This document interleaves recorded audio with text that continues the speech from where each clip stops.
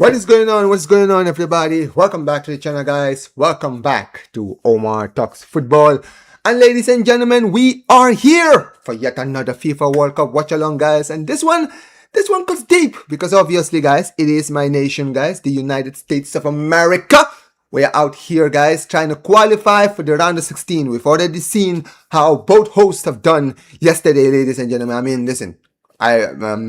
Mexico have qualified. They've made it to the round of 32, and Canada absolutely smacking Qatar yesterday. And now it's up to us. We win today. We are in the round of 32, and we should win today. And listen, I'm not gonna be disrespectful because listen, Turkey made the mistake of underestimating Australia, and you saw how things ended for them. But so we have to make sure that we give the Australians their respect. And hopefully we can respect them enough to actually not underestimate them and get the W tonight, guys. But let me know what you guys are saying about this game, guys. But look, the lineup that Pochettino has put up, I'm not gonna lie, I don't mind, man. The lineup looks pretty good. It looks pretty good, man. I got no complaints, man. Like, you know, he's brought the right players. The only thing I would probably say, right, the only thing I would probably mention is the fact that, you know, I'm surprised the Serginho Dest is playing out in the wings, right? I don't know, man, what man like Pochettino is planning, but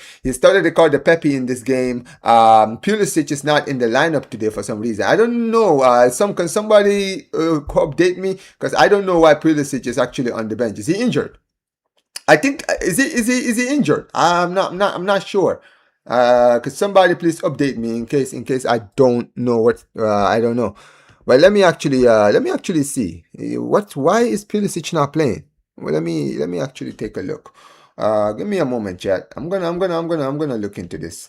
Why is Pulisic not in the squad? Why is Pulisic not starting? Is he on the bench?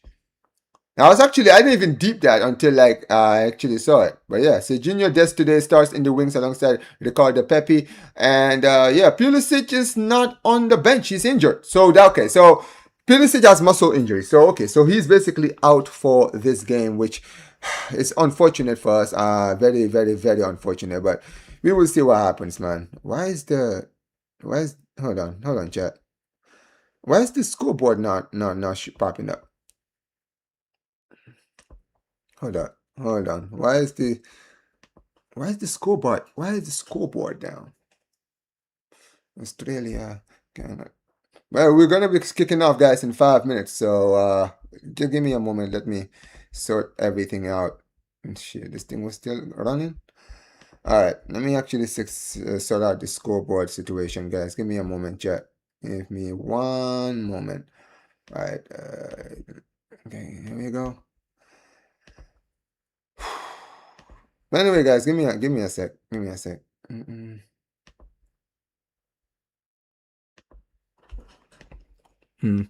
Overlay. All right, let's see.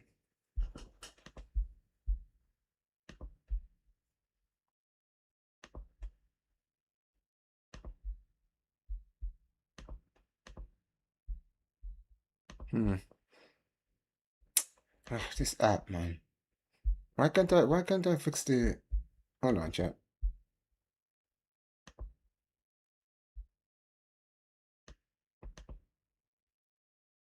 Oh, here we go. There we are. There you are. All right. The USA.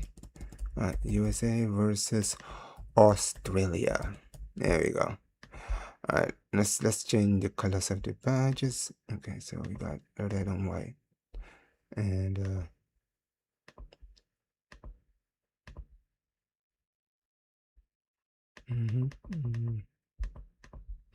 okay, the main color. Let me change.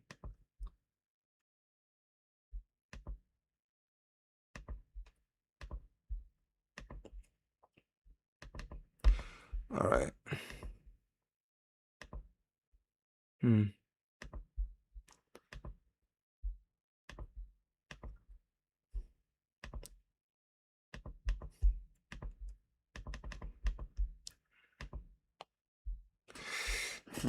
I don't know, guys. I don't know what's going on with my scoreboard, but my scoreboard is not popping up right now. Somebody explain to me what's going on. Anyway, but yeah, listen, guys. Let me actually start reading your chats. I don't know what's going on with the scoreboard right now, but I'll sort it out when I do. Give me a moment. Let me actually sort things out. Anyway, big up to every single one of you guys who are in here, guys. Let's do some house cleaning. Big up to my guy Yosef every single time. Yo, Juma Mubarak to you too, man. Just came back from the mosque not too long ago. He says, like and subscribe. The fact that Omar is not at 10K right now is a disgrace. Hey, listen, man. Big up to you guys, man. Anyways, hey, listen, we'll get there when we get there, man. We'll get there when we get there. It is what it is, man. It says, Omar, did you see Grimaldo is going to Atletico Madrid? We should be bringing him with a symbol in the starting. Bro, I'm gonna be very honest, man. I've not been impressed with the way we've been handling stuff behind the scenes, man. I've not been impressed with it. I'm not happy with what's going on right now at the club. I really am not. But hey, listen, man. What can I say? What can I say, bro? I am very much disappointed. I am pretty disappointed with the situation. But we'll see what happens. Okay.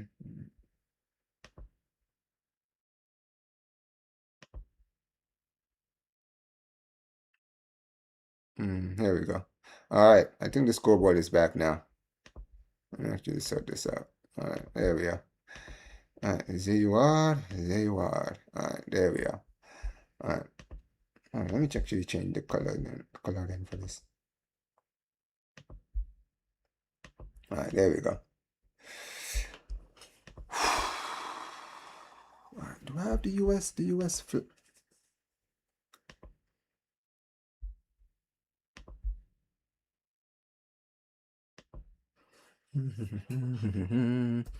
Anyway, guys, hold on. Let me actually pull up the game quickly.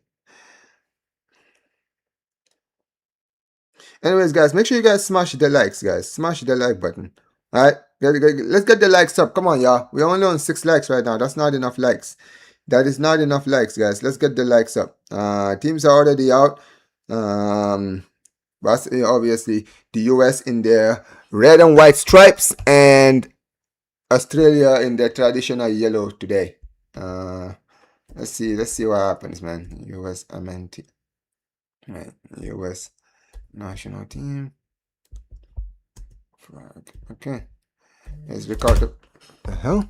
All right, hold on. Let me put my phone on no disturb, man. Nobody bother me when I'm doing my live stream. All right, here we go. All right, guys, we're about to kick off here. Australia about to kick off, and we have kicked off, ladies and gentlemen. Very quickly, guys, tell me what your predictions are in the comment section, man. Sorry, guys, I'm sorting something out in the back. I'll be right with you guys. Give me a moment. Right.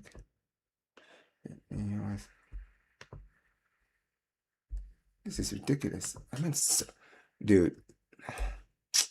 There's Pochettino. All right, Poch, let's see what you can do, man. Can you get us to the round of 32 today? Because this is going to be a very, very good game. Oh, my God. It's a mistake already for the U.S. defense. Here's Australia. Chance here!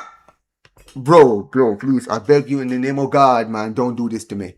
Don't do this to me. I've decided to sit here and watch you guys play. Do not do this to me, man. I am not here to rant. All right? I know a lot of the people who are watching here are like, yo, Omar always, hey, listen. Nah, man, please, I beg you guys, don't do that. Don't do that, okay? Let's just make it to round of 16 and we'll be good, okay? That's it, man. That's it. Come on, y'all. Come on, US. Don't let me down. Oh my God, the defense, man, already asleep. How is man like Tim Rim still playing for my country, bro? 39 years old, bro. Retire. Like, seriously, how is Tim Rim still play? Dude, are we so bad in defense that we're literally worried? We're literally putting our hopes on a 39-year-old player that plays for Sporting Kansas. Like, do you guys see where my country is right now? We are relying on a player who's 39. Like, dude, bro, what happened, man? Like, seriously, what happened to my country?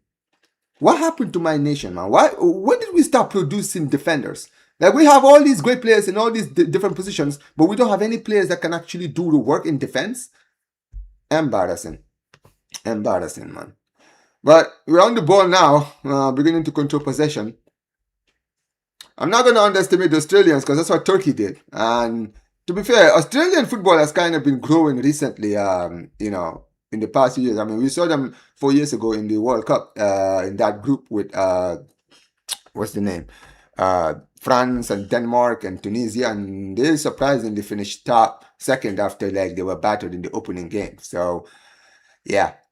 I am not underestimating these guys. I'm not going to make the mistake that other countries have made when playing these guys. So we need to wake up. We need to wake up because Australia also want to win. That's another thing people need to understand. If Australia win tonight, they've qualified. So they also have something to play for tonight. So, the US need to make sure that they don't make the mistake of underestimating these guys. Do not underestimate them under any circumstances.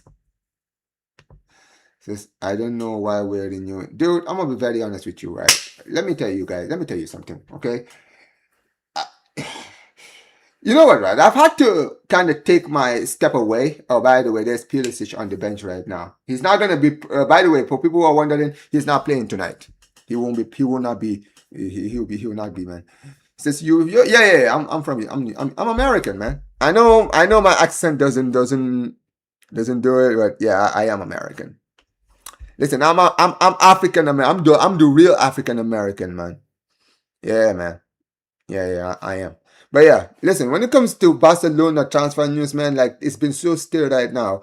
And honestly, I'm not even trying to be negative. You know what it is? There's so much to complain about, but I just don't want to complain, man. Seriously. I just want to enjoy the end of my season. And look, don't get it twisted. I'm keeping my eye on Barcelona transfers. But right now I'm choosing to be cool because right now it's World Cup season. And, there's a lot of primary focus in the World Cup, right? So right now I'm not trying to go ranting oh, why is Barcelona not spending any money? Why are we not going to sign players? I'm very honest, bro. I would rather Barcelona go out and actually, focus on getting the right signings, not just signing for the sake of signing. Here's the thing. There's a lot of people who are watching right now what's happening at Real Madrid. A lot of Barca fans are like, yo, Omar, are you seeing Real Madrid? Are you seeing Real Madrid? They're signing this guy and that guy and this guy and that guy. They've signed Cucurella. They've signed Bernardo Silva. They've signed Dumfries. They've signed Konate. Look, that's good for them. All right? They can sign all the players they want. Let me be very, very clear here, bro. I don't just want to sign heads. I want to sign players that are actually going to be good for my team. Dude, I'm going to be very honest, man. Did you see Konate last season? Am I intimidated by Konate? Cucurella, bro. Yeah, Cucurella has his moments. But Cucurella is a bozo.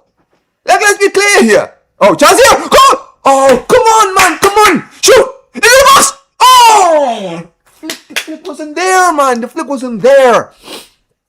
But you get my point. There's no, I know they're signing players, right? And that's good for them. But we gotta keep in mind, guys, Bernardo Silva is washed. Let's get it twisted. This is not Bernardo Silva. This is not prime Bernardo Silva. They're signing a player who's going to be a second option for them. Konate, he has his bozo moments, right? Look at this current Madrid defense, bro. We're surrounded by bozos. And they've just added another bozo in the back, right? What's his name? Cucurella. Cucurella is a bozo. He's got his bozo moments, bro. He had his bozo moments for Chelsea last season, right? Didn't he? He had his bozo moments for them. The only signing that they've really made that has really been okay, man, maybe this signing could be a good one. Maybe this one signing could pose a problem is Dumfries. Dumfries is the only one where I'm like, you know what, man? I've seen Dumfries, bro. He's a very, very good right back. He's a very good right back. I would have loved him at Barcelona. You understand what I mean? Let's be clear here, man. Don't always look at what the rivals are doing, bro. We're not just gonna win. I don't want Barcelona to just sign heads. Let's be clear here. We're saying let's go and sign defenders. Would we be happy if we were the ones who went out and signed Konate and Dumfries? I wouldn't be. I mean, people will be like, but Omar, Konate is a good defender. Listen, I have Araujo and all these guys who have bozo moments that cost me in big times. I don't want any more defenders that are gonna cost me. Okay? I want capable defenders that I can trust. So I just want to make this very clear, right? Real Madrid, they did this last season. When they went out and they got in Trent Alexander-Arnold, they got in Alvaro Carreras, right? They got Dean Huijsen. What did Madrid fans tell us? What did Madrid fans say? They said, we've signed these guys. Oh, Omar, you guys are in trouble. It is over for Real Madrid, for Barcelona. It is over for you guys. We are back. We are back. That's what me. That's what they said. And guess what? Madridistas are back. They are back again. Once again, at the top of their necks, sitting there talking about, oh, we're back, we've signed, don't freeze. You should be worried next season. Barcelona, to next season, Mourinho. Just like Alonso, they told me last season, Mourinho with his signings, he's going to dethrone you, bro. Mourinho doesn't win trophies in his first season, respectfully, bro. You know when I'm going to be worried about Mourinho? Next season. In the 27-28 season, that's the season I'm going to be worried about Mourinho. Because Mourinho always cooks in his second season. He never cooks in his first season, okay? In his first season, he looks at his squad to see the players that he's going to keep and sell. That's it. Okay? I am worried. And don't get it twisted. I'm not sitting here saying that Barcelona should sit in their hands. What I'm saying is, we cannot look at what Real Madrid is doing and saying we're going to react to what Real Madrid is doing. Real Madrid are literally doing that. Do you think all these signings they're making is really because of them? No, they're doing it for us. Their obsession over us is what's making them go out and sign these players. Because remember, they didn't want to sign Konate. But when Konate was free, they decided, yo, listen, man, we need to go sign him. Dumfries, we need to go get that. They wanted to spend 150 to go and buy Julian Alvarez just so that we didn't have him. That's what this is about. They were never interested in Julian Alvarez. Chelsea, shoot! Oh, what a block. Go on. Come on. 1 second, chat. But yeah, they signed Julian. They wanted to sign Julian Alvarez just so that we didn't have him. Heck, even the Cucurella deal. I'm gonna be very honest. I think they signed Cucurella just so that we didn't have him. That's it. Because they knew Barcelona would link back to Cucurella. But when they realized how Cucurella would actually sign for them, they decided, yeah, let's go get him before Barcelona do. That's what this is about. They're basically so rattled by us because we've won back-to-back league titles that now they are basically trying to sign all of our targets so that we don't get better next season. But it doesn't matter.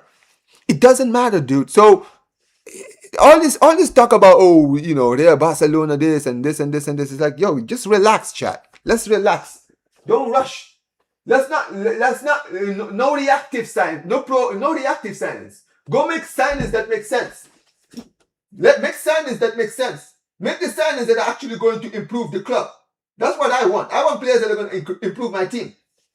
I'm not trying to be like Real Madrid. Real Madrid can do the panic buys, bro. I'm not interested in panic buys. I want real signings. Give me a moment, chat. I'm fixing my Wi-Fi right now.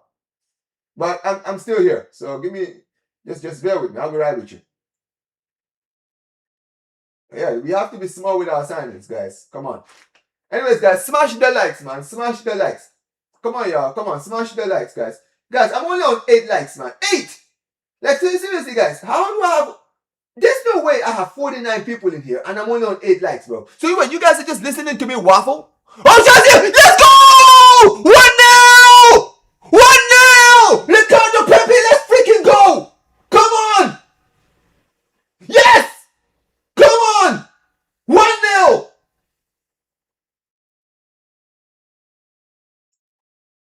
Let's freaking go! Yes! Come on, man! 1-0! Exactly what I wanted to see, man. Come on.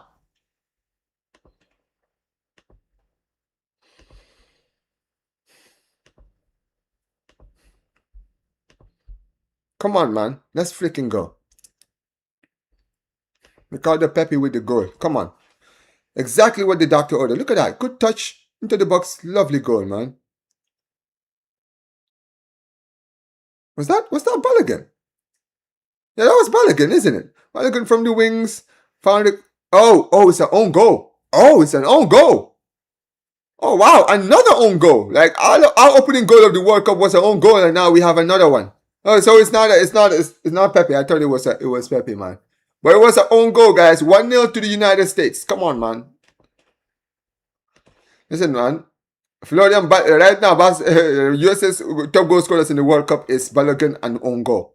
Crazy.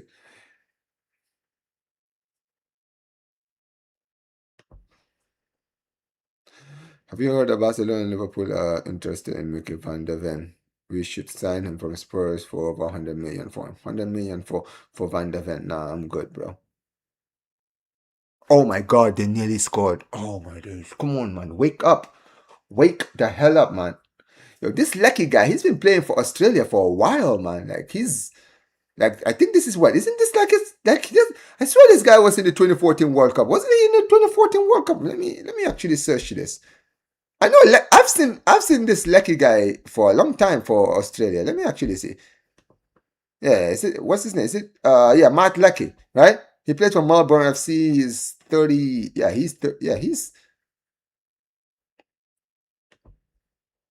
yeah, 35 years old. So I think this guy has been playing for a long time.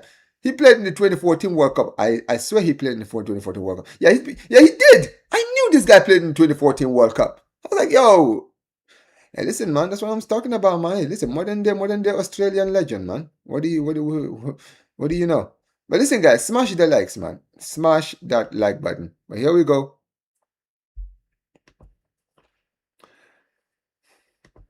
This, I don't know what I don't care what Madrid does. Just need to make signings to build a squad. There is no positive from the club. There is no positive signs from the club to do that. Did you see what Omo said about Kokoré? Yeah, listen, man. Kokoré is a snake, man. It is what it is. Now, listen what you mean, man.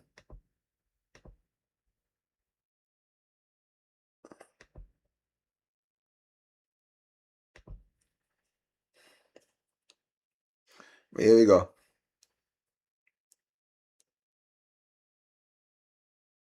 We got a corner kick here for the US, guys. We have a corner kick. Very, very important corner here for the US. Come on. Here we go.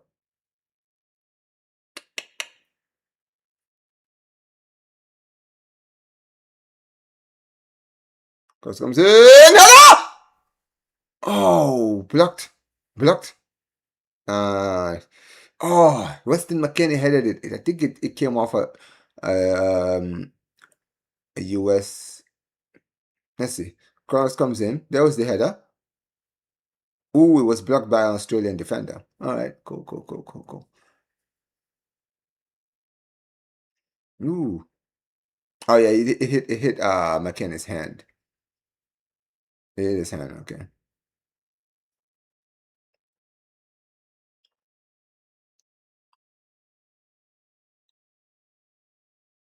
Here we go. 15-minute split, guys. The US leading by a goal, courtesy of OG. Here we go. Come on. I feel like US now are beginning to be comfortable in the game, but we have to make sure like we can't underestimate Australia. I feel like every time Australia get forward, they're trying to do something. I'm very surprised, guys. I'm not gonna lie. I'm very surprised that Australia chose to bench their youngster, like their young superstar. What's his name? Is it Irakunda? Yeah, I think yeah, I don't know why. Like why is he not starting today? He's on the bench, isn't he? Yeah, that's true. Why did they bench him? He actually cooked in the opening game against Turkey. That is crazy. But anyways, here we go. I'm not gonna like man like Poch man. Really,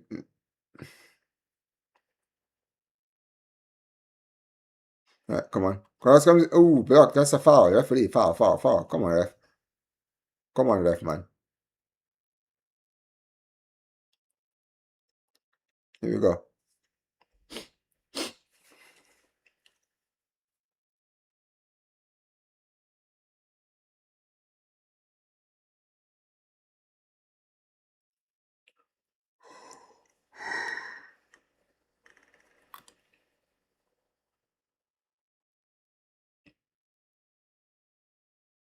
All right, we got a free kick here for the US, chat. We got a free kick here. Very, very dangerous free kick here for the US. Let's see, can we do something here with this? Come on. Let's do something, guys. Let's do something.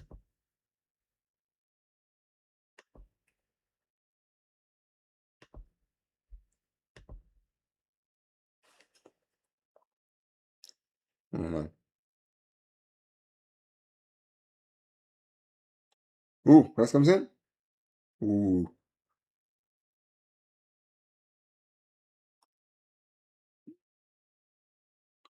One says, what do we do when we don't have a left-footed centre back? I mean, I think Barcelona should go out and get a defender, but guys, we need to be like we can't spend recklessly. I feel like people need to understand that. I feel like you know what I think honestly, chat. I think Barcelona, depending on how things go, I think Barcelona will go back in for Bastoni at some point next in the summer. It's kind of like the whole Konate with Real Madrid thing where they wanted him, but then later they backed out and then they ended up signing him in the end. I feel like we could do the same thing with Bastoni. I think we could do the same thing with Bastoni. Anyways, we will have to see though.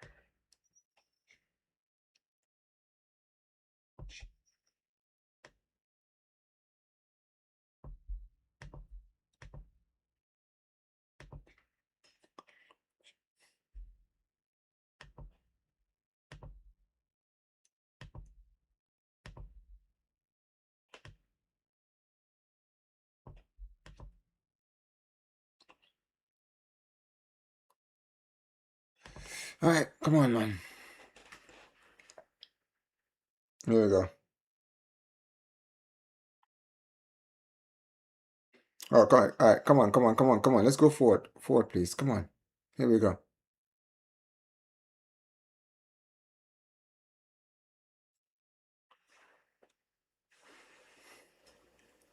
All right, good touch.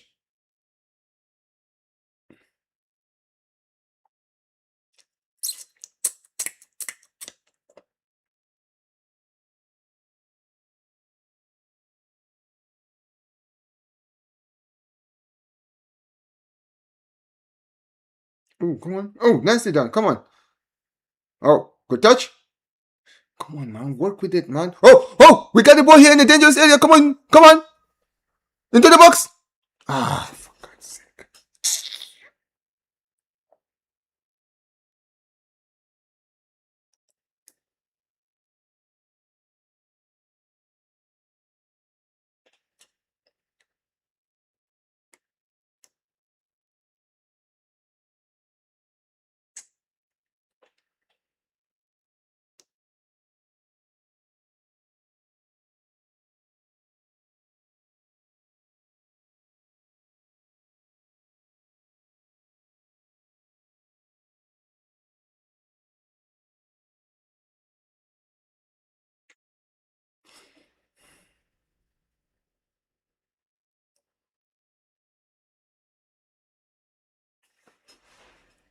Come on, man.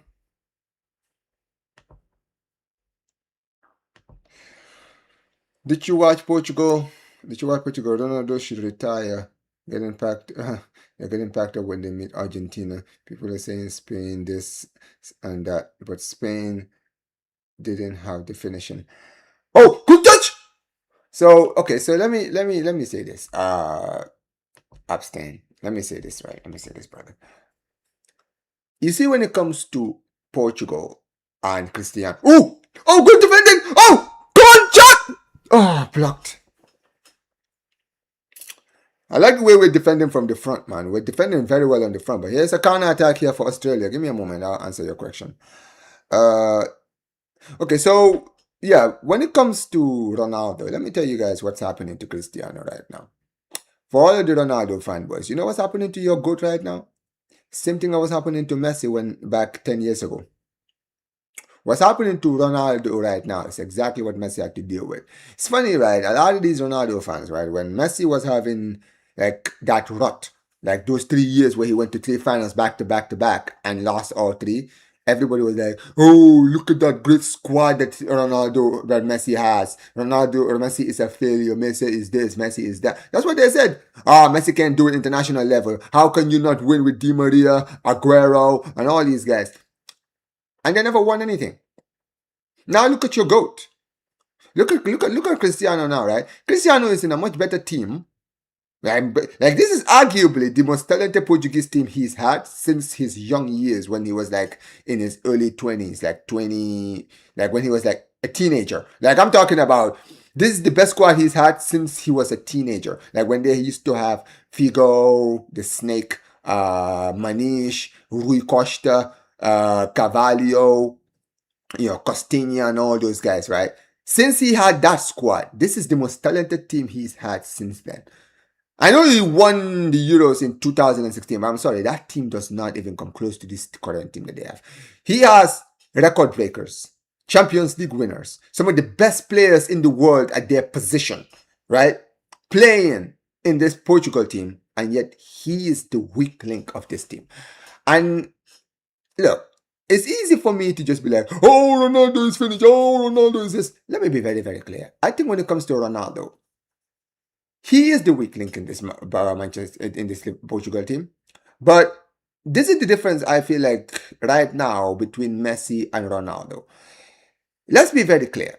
Even though, yes, you could say that on paper, right, Messi is aging well with Argentina, right? He's aging well. Like he's 39. He's not the same guy. Absolutely not. Nowhere near. But he's still playing at a very high level. He's still cooking like he would back in the day. He's still playing at that level, right? But why is that? I feel like the difference is, when it comes to Messi, he's in an Argentina squad that are so good and are so willing to play for him that they basically hide his weaknesses. Like when it comes to Messi, Messi is not the same guy. Messi is not the same guy. But the difference between Messi and Ronaldo, and we're in a hydration break right now, is that Messi is in a squad where players are ready to run for him. Players are ready to defend for him. Players are ready to fight for him. Messi is in a team where basically he doesn't have to do everything by himself. The squad look at him and they say, okay, man, what we need from you is for you to perform your magic when you're on the ball. When you're off the ball, leave the rest to us. We will run for you. We will tackle for you. We will fight for you. We will do everything. But when we get the ball back, we're giving it to you and you just do that. You don't even have to defend. You can literally stand in one place the whole 90 minutes. We don't care. We will run for you, right? And that's what's happening with Messi right now. That's why Messi now, he plays better for Argentina than he plays for club football. And he's been doing this for years, right? I would say since 2022, if you look at Messi's career, like since 2022, right? His performances for Argentina has been 10 times better than his performances for PSG and Inter Miami, right? And that's because at Inter Miami and PSG, they don't work for him. They want him to continue to perform his magic, but they also want him to work hard. And they don't understand, Ronaldo, when it comes to Messi, Messi is not the same guy. You have to protect this guy. This guy is 39. He's not the same guy. If you want him to continue giving you that magic, you're going to have to do most of the other work for him because he's not the same guy. And that problem with Ronaldo is that Ronaldo doesn't get that with Portugal. Why am I frozen? Can you guys hear me? Sorry, I'll sort this out. All right. But when it comes to Cristiano doesn't have that. Cristiano Ronaldo is being expected to play like prime Ronaldo. People are expecting him to make runs, to be able to shoot from outside the box, to be able to run like he used to 10 years ago. He can't. My guy is 41. Like, seriously, Cristiano Ronaldo is 41. How many 41-year-olds do you see run? Like, come on. And I feel like that's what Ronaldo is dealing with. Ronaldo is in a squad which expect him to do what he was doing 10 years ago, and he can't. And a lot of the players in that squad don't understand that, and they don't want to run for him. They don't want to do the hard work for him. Like, at the end of the day, I feel like when it comes to Ronaldo at this point of his career, you have to do everything and give him the ball. That's how you're going to get Ronaldo to perform. You're going to have to do all the work. Then when you get the ball, then you find him and he scores. Because here's the thing with Ronaldo right now. Ronaldo is still finishing. His finishing is still great. I mean, listen, people can say, oh, but he's in Saudi. I'm sorry, he can still finish. He still has that finishing in him. If you put the ball where it needs to be for Ronaldo, Ronaldo will score, right? If you put the ball where Ronaldo wants it, Ronaldo will always score. He has it. But the problem is most of the time his teammates are not putting it where he wants it. They are just putting it anywhere and expecting him to just deal with it. Like to play like he was 10 years ago. You understand what I mean, right? Bulldoze defenders. Dude, he can't. He can't. He's a human being. Like at the end of the day, people can talk about Ronaldo being a Messi. Ronaldo is a human being. He's 40. Father time has arrived. And look, I'm going to be very honest, right? I feel like Ronaldo has definitely overstayed his welcome with Portugal. Do not get it twisted. I believe that. I think Portugal, once Ronaldo retires, they will cook. And this is not even like a knock on Ronaldo, right? People can say, oh, you're a Messi fan saying this. No, I'm not even knocking him off. I genuinely think that when it comes to Ronaldo, dude, his weaknesses is a hindrance to this Portugal team. People can hate it all they want, right? But it's the facts, right? It is a hindrance. Ronaldo, this Portugal squad is so talented, right? It's so packed full of talent that at this point, Ronaldo, and it's such a young squad, this Portugal team, it's such a young squad that are full of energy that Ronaldo, who is older now and doesn't have the same energy, is a hindrance. They're having to carry him. And this is the thing, that's the truth. Like when you hear Thierry Henry talking about, oh, Ronaldo has to do runs, he has to help the team, he has to play for the team. Let me be very clear, bro. Ronaldo can't do many of those things because Ronaldo has never been the guy to ever play for the team. I'm not saying he's selfish like that, where, everyone does all the work and he takes all the credit. I'm not saying that, but I'm saying that at the end of the day, for people to expect Ronaldo at his age to run for the team, bro, I'm sorry, man. It's not going to happen. No footballer at his age would run, dude. Like, people act like Messi runs. Messi doesn't run. Like that's another thing people need to understand, right? I'm a Messi fan, but let's just keep it 100. We watched the Argentina versus Algeria game. How many times did you guys see Messi actually running? Like, genuinely running from defense to attack. Boom, boom, boom. Every time Messi made a run, it's because he was getting the ball. People don't even realize this. Every time you look at Messi, Messi is just walking. He's walking. He's just walking where he needs to be every time. He's walking where he needs to be. So whenever Argentina get the ball, he's the one that they're looking for. So most of the time, what Messi is doing, he's preserving his energy. He's not running. He's not making any runs. He's saving his energy because he knows when they get the ball back, they're going to look for him. So every time they get the ball, Messi then runs. He runs in the spaces so that they can see him. Like, yeah, here I am. Give me the ball. Give me the ball. Give me the ball. And then when it comes to Messi, and Ronaldo, the difference is this. Messi is not just a tapping merchant. Respectfully, that's what Ronaldo is now. Ronaldo is a tapping merchant. Like that's all he's good at now. He's just a finisher. Messi is more than a finisher. Messi is a finisher. He's a creator. He can create space. He can make great passes. He can do all of that. That's always been Messi, right? And that's why Messi has more tools.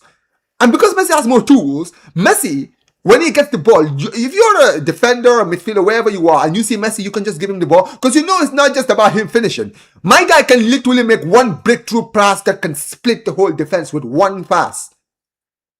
So every time they have the ball, they're like, yo, just wait here and let us go and run and get the ball for you.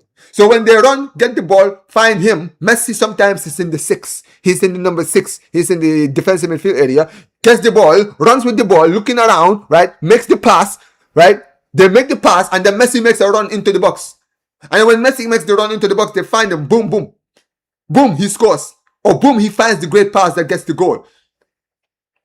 That's what it is. This Argentina team is fixed. It's the way it's set up.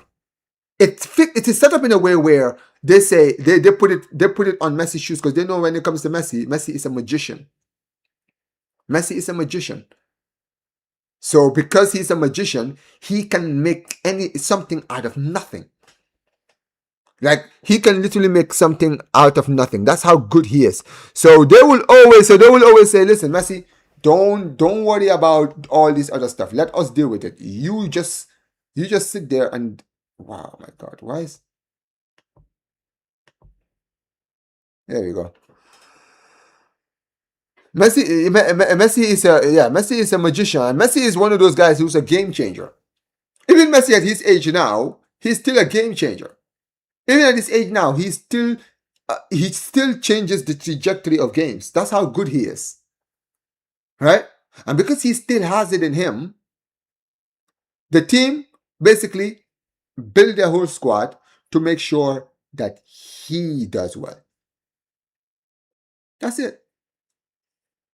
But yeah, and I think when it comes to Ronaldo, that's the total difference between Ronaldo and Messi. Ronaldo is a number 9. And if Portugal want Ronaldo to perform, they're gonna have to do most of the work and give him the ball. And I'm not saying they have to. And this is the thing. And look, that's why I said Ronaldo is holding Portugal back, because Ronaldo cannot run anymore. They can't just like make a 2 pass and let Ronaldo run towards it. Ronaldo is slow now. Most of the time, Ronaldo actually needs the ball inside the box.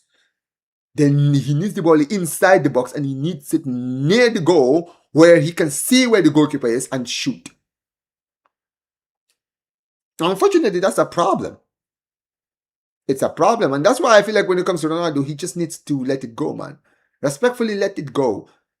Like, final time comes for all of us, man. Like, even LeBron James right now. Right? LeBron James is in his 40s, but let me tell you something about LeBron James. LeBron James is not playing like he used to in the past. He can't. He can't. I mean, he don't get it twisted. He's a human specimen, right? He is. But let me tell you something. Even with that, like, fit, with how fit he looks, I'm sorry, bro. He's not the same guy. Don't lie to yourselves. Give me a moment, chat. I don't know why my thing keeps. This is so annoying.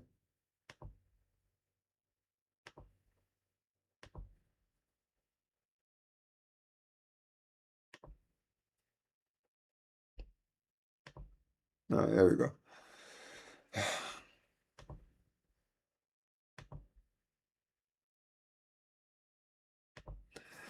Not just better, they actually have a squad that can win. But the problem is that CR7 has main character syndrome. He can't accept that he's old and finish at the top level. Same goes with his fan girls. That's the thing with Ronaldo, isn't it? Like, I feel like with Ronaldo, you know what the funny thing about Cristiano is? Let me tell you something about Cristiano. Cristiano Ronaldo can still play for Portugal just as long as he does a role for the team. The problem with Cristiano, like you mentioned, is this, right? Unfortunately, yes, Ronaldo does have main character syndrome. It's a fact. He does have main character syndrome. I feel like when Ronaldo, if you want to stay with the Portugal squad, that's fine, right? You can be the veteran. Nobody, like, I feel like a lot of people were like, oh, Ronaldo shouldn't be in this squad. I'm going to be very honest. If Ronaldo at his age could have been the veteran in the squad, the legend, like, sometimes, don't get it twisted, players like Ronaldo, they're important in squads like this, right? Not necessarily to start every game. It's like when you look at Neymar in the dude, bro, I'm getting tired of my fucking camera, bro. Why is my camera keep freezing? Like, dude, what the fuck is going on with my camera?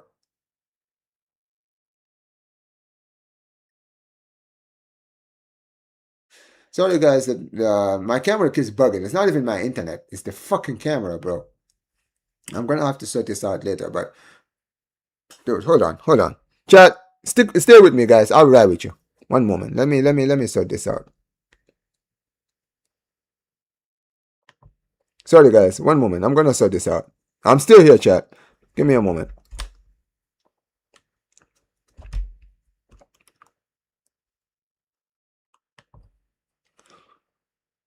All right. Anyways, but this is the thing with when it comes to Messi, right? I feel like when it comes to Messi right now, I feel like Messi, even though he's still scoring hat tricks in World Cups and doing all those great things, when it comes to Lionel Messi, the difference between Messi and Ronaldo is that Messi wouldn't mind being the vet in this squad.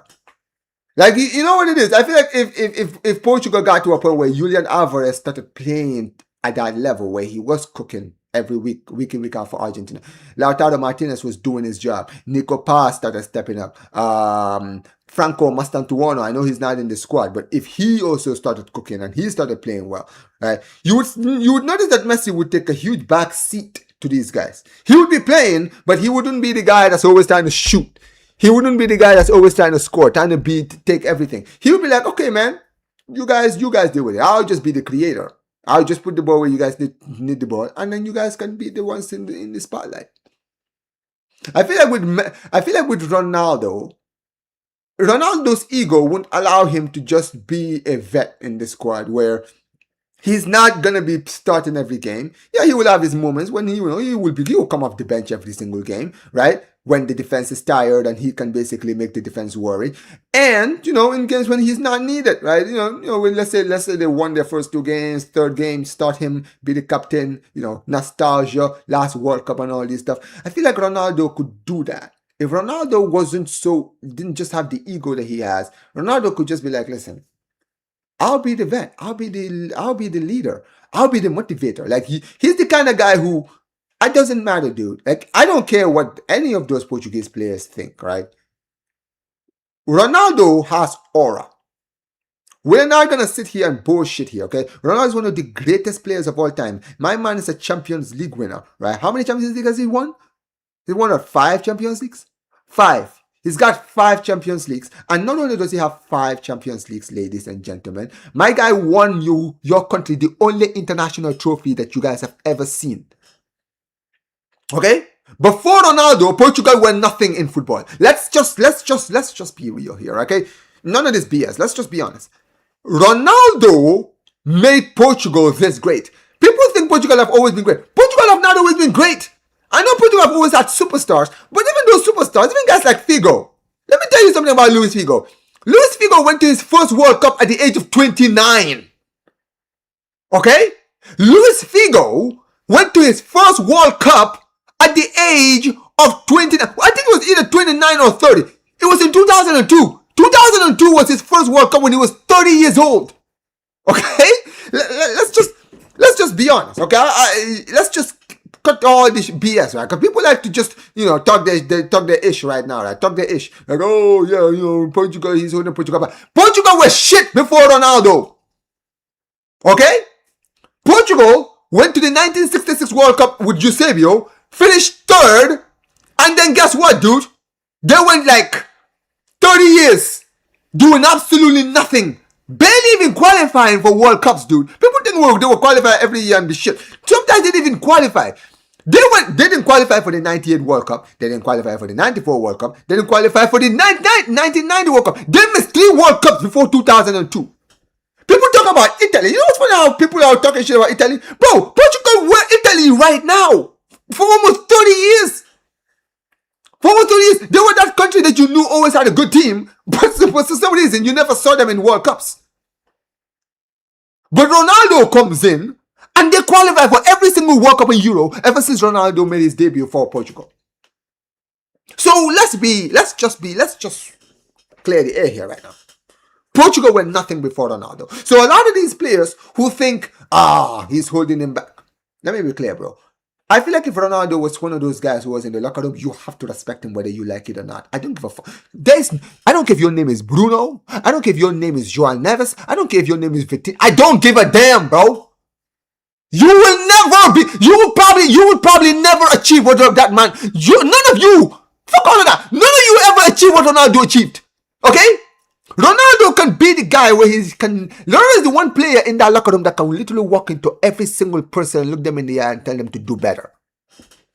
And if anyone's like, oh, why are you here? It's like, dude, let me tell you something.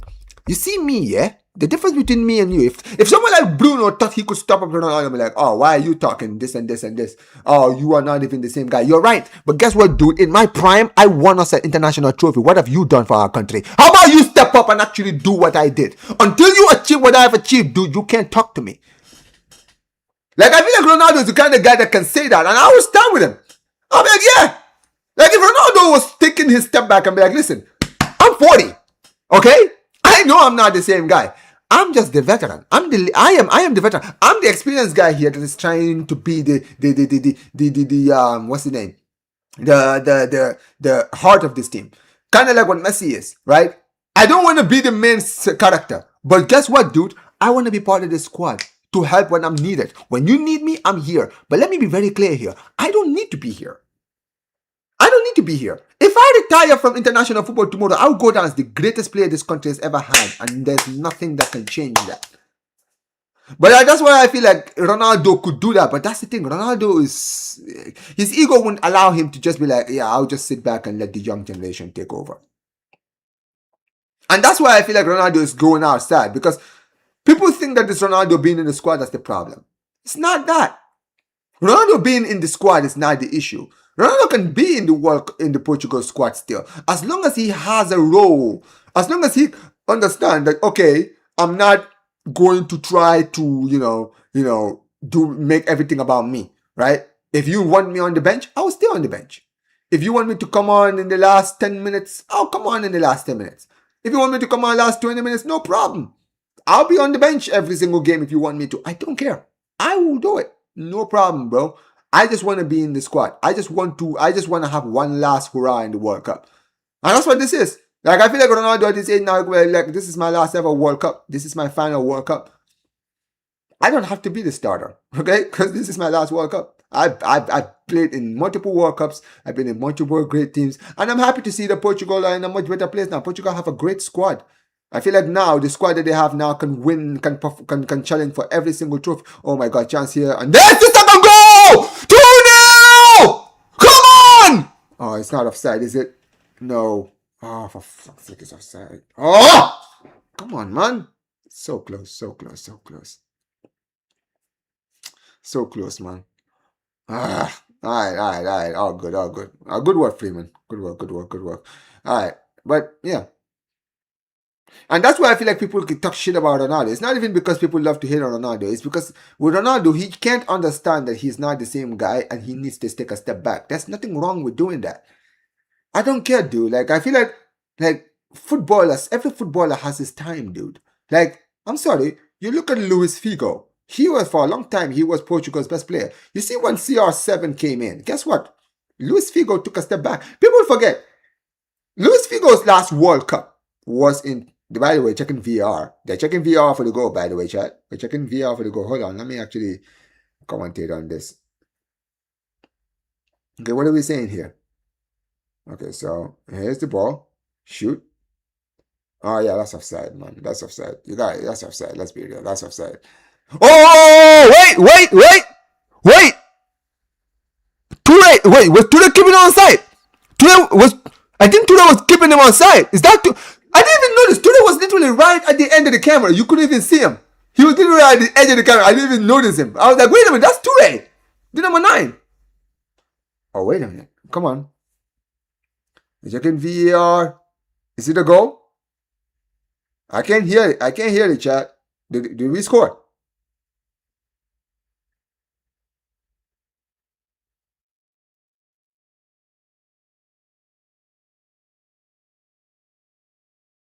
Let's go! 2-0! 2-0! Come on! What a goal by Friedman! Yes! The goal is given. Let's freaking go. Yeah, man. Let's get this done, man. Let's get this done.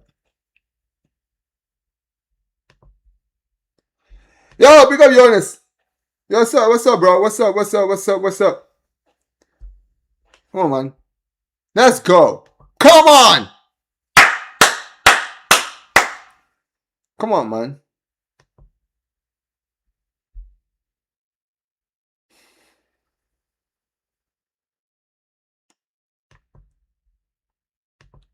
Yeah, I think Toure was the one that kept it on side. It was Toure. Toure kept him on side. It was Toure that kept it on side. Let's freaking go. 2-0! Yeah, man. Let's get this let's get this qualified, man. Listen, man. We out here, man. We out here. Come on. USA! Let's freaking go. Come on, man. Let's freaking go. We got this, man. It's in the bag. All right, man. It's almost halftime, ladies and gentlemen. Let's get this W out of the way, man. Hey, listen, man. Make sure you guys smash the likes, man. Smack that like button, man. Hey, listen, man. We're cooking these Australians tonight, man. These Australians are getting cooked tonight, man. They're getting absolutely cooked. Yeah, man, we're cooking kangaroos tonight, man. We're cooking them kangaroos tonight, you frauds. Hold that. Yes, sir. Come on, man. Anyways, guys, keep smashing that like button. This is the best USA team I've seen in the group stages ever. I've been watching since 2006. Hey, I'm not gonna lie, bro. I'm not surprised, dude. I knew we were gonna cook in this group, bro. This group is easy. Let's like with all due respect, guys. Let me be very clear, right? I expect us to cook in this group. Okay. First of all, we have home advantage. That's number one, right? That plays a huge role, right? Number two, bro, it's Australia, Paraguay, and Turkey. I'm sorry, bro. Those three teams, respectfully, are not cooking us in. We're cooking all three teams in this group. Okay. You know when I'm gonna really start to see how good we are is when we're in the round of 16. Because even in the round of 32, I think we'll be in a very, very good. We will be in a very, very good score area, right? I feel like in the group, even in the round of 32, we'll probably block up a very good third place. Okay, third place team that we can beat, but really, round of 16, quarterfinals, that's when we're gonna get tested. And I'm not gonna lie, if we play any good teams, we're gonna knocked out. I'm sorry, guys. I don't want to be negative. I just know my country enough. Okay. Yeah, man. Listen, this team is not good enough to play against a Holland or heck. Even if we were in a group with like a Senegal, bro, I would be worried because Senegal would cook this Senegal. I know Senegal we beat Senegal before the friendly, but dude, that was a friendly. This is the actual World Cup. Okay? I mean, don't get it twisted. Can we beat Senegal with home advantage? Yeah, we could. But if we get like Argentina or someone like that, yeah, we're getting cooked. Forget about it, man. Put the fries in the bag. Put the fries in the bag, man.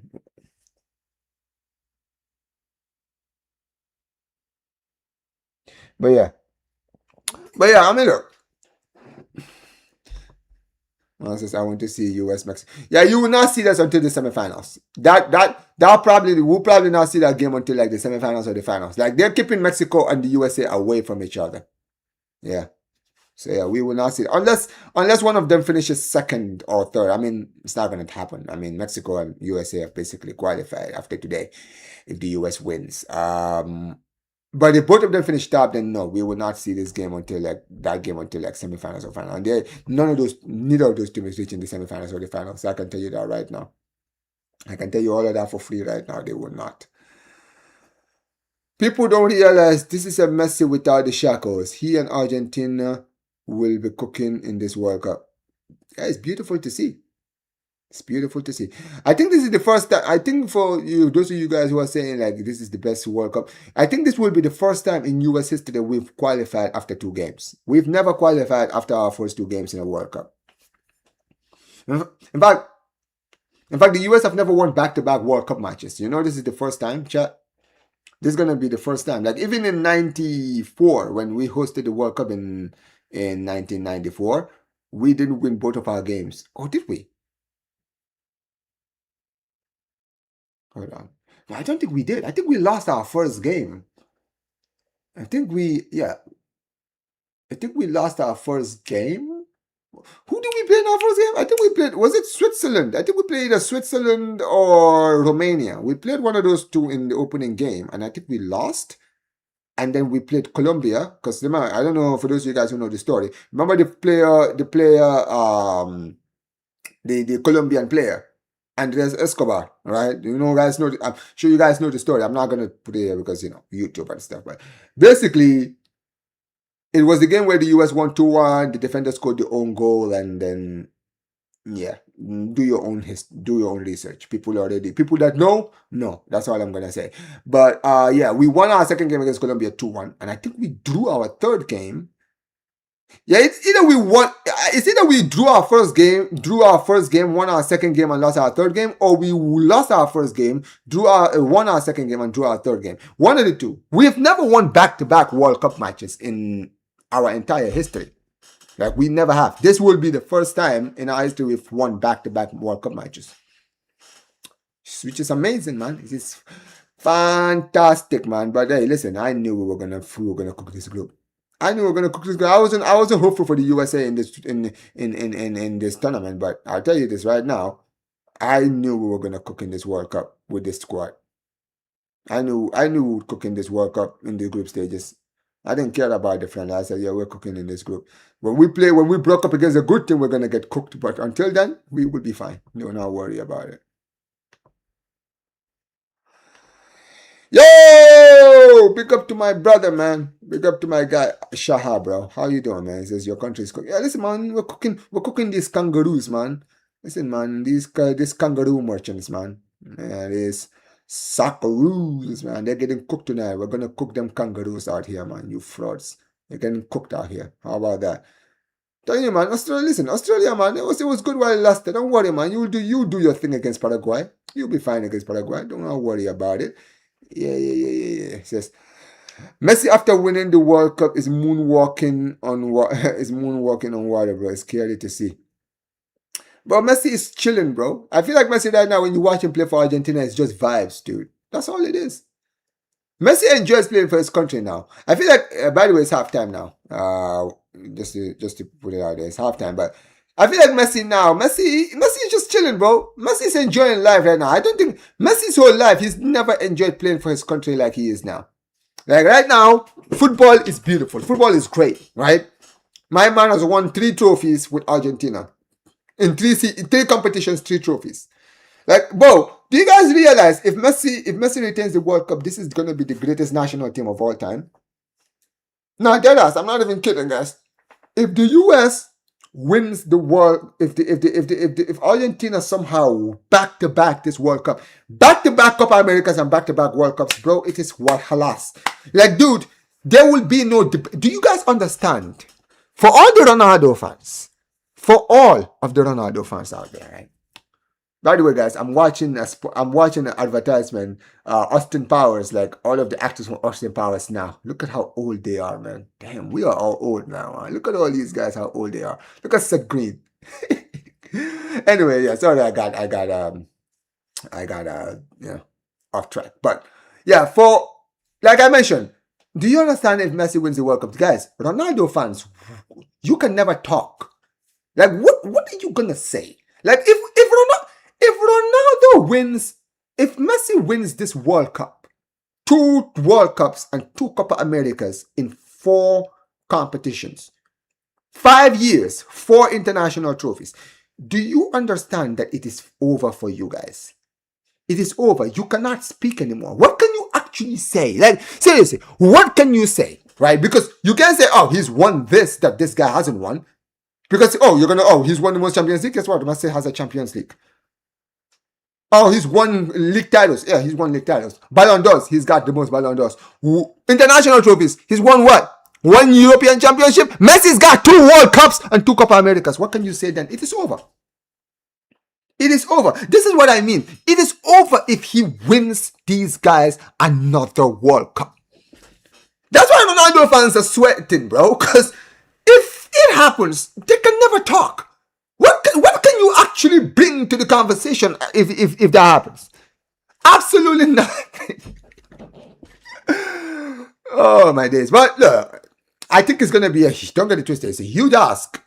But to be honest with you, I think Messi has a big chance. From what I've seen in the first rounds of the World Cup, now obviously it's the first rounds, anything can happen. But right now, Brazil are not showing me anything.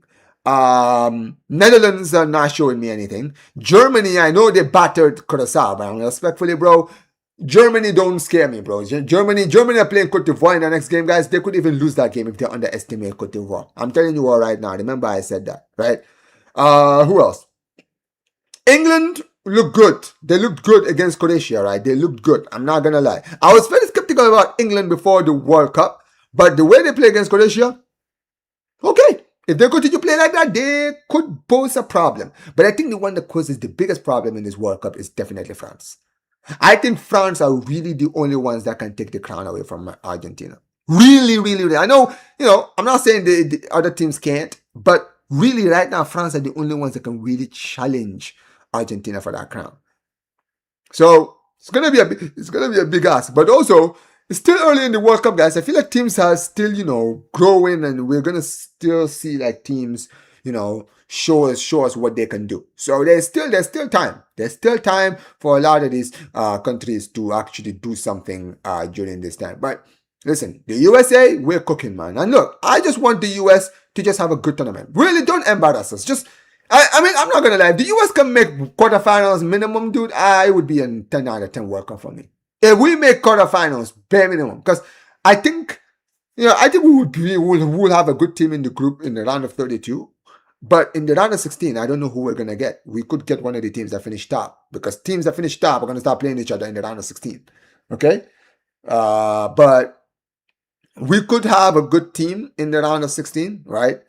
And if we manage to win and we make a quarterfinals, we're gonna either play a. I mean, we're not gonna play Argentina or Portugal because that those guys are around the same area. But we could see a France, Germany could be in that side of the draw. If we put like I mean, if the US get like a Netherlands, I know Netherlands knocked us out in the last World Cup, but if we get Netherlands in this World Cup, I think we can beat the Netherlands. I think right now we can. With the home advantage, we can get it done. I think we can get it done. But it is what it is. I think that, we have a very, very good team on our way, and we need to continue to play well. But for the rest of the other teams, it is what it is. Portugal, listen, man. Ronaldo, for me, if there's any advice I would give him is, dude, just take a step back. Right? You don't have to start every game. Like, I feel like Ronaldo, right? If I was, like, the funny thing about Cristiano is this. If I was Cristiano and I know my mortality, right? I feel like Ronaldo, if he was smart, he would realize, dude, I can't do the running anymore. Just come on in the second half when the defense is tired. Like, imagine in that Congo game, chat, right? In that Congo game, you brought Ronaldo in the 70th minute. When the Congolese team have already been played off the park, because Portugal were the better team for most of that game, right? But imagine their defense getting run over, like Bruno and Conceição and all these guys, like literally running, and like you got like Conceição, Leao and all these guys, right? And all the players that they have there, they're running, like literally making the defenders work. And then you just bring Ronaldo, a fresh Ronaldo, come in the 70th minute when the defense is tired, dude. Come on. And then you score, do your celebration, make it all about you, man. Guess what? Like I said, Ronaldo came in off the bench and scored the winner, bro. The headline's right for itself. But he's not starting. Who cares? He's 41. Nobody's expecting my guy to cook at 41 years old. If you are, listen, there's some toxic Messi fans that will always suck shit about Ronaldo, right? But if you are a football fan, you understand, bro. I understand why Ronaldo is not starting. He's 40 years old. He's not prime Ronaldo anymore. He's not prime Ronaldo anymore. Just let them get played how they want him to play. He's still contributing at least. But right now he's starting games. He's geriatric. The defenders have more power against him. Bro, the fact that the Congolese defense were literally talking shit about Ronaldo, man, I'm like, yo, it's over for you. It's halas for you, Ronaldo, bro. This Congolese unknown is saying that marking you was no problem. Like, seriously.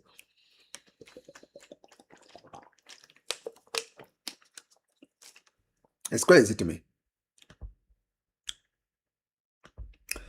It says Brazil's 6 a.m. Brazil match starts. Brazil playing today. Wait, is the Brazil match today? I thought it was, wait. Yeah, it is today, isn't it? Oh, yeah, it is. Yeah, unfortunately, guys, I will not be doing a watch along for that today. But listen, man, the US need to cook tonight, man. I'm sorry, Brazil need to cook tonight. I'm not gonna lie, I am a little bit disappointed that when we will get to see Neymar today, but I kind of knew. I heard that apparently the talk was that Neymar will not be starting until the third game against what's the name? Scotland. But once you make it, brother, come to Kolkata, India.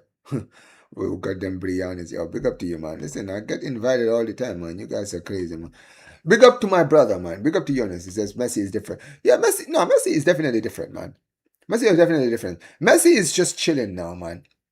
I feel like Messi now, Messi just got, the weight is gone, dude. My guy's already won 3 international trophies. He doesn't care. He's just playing for the vibe.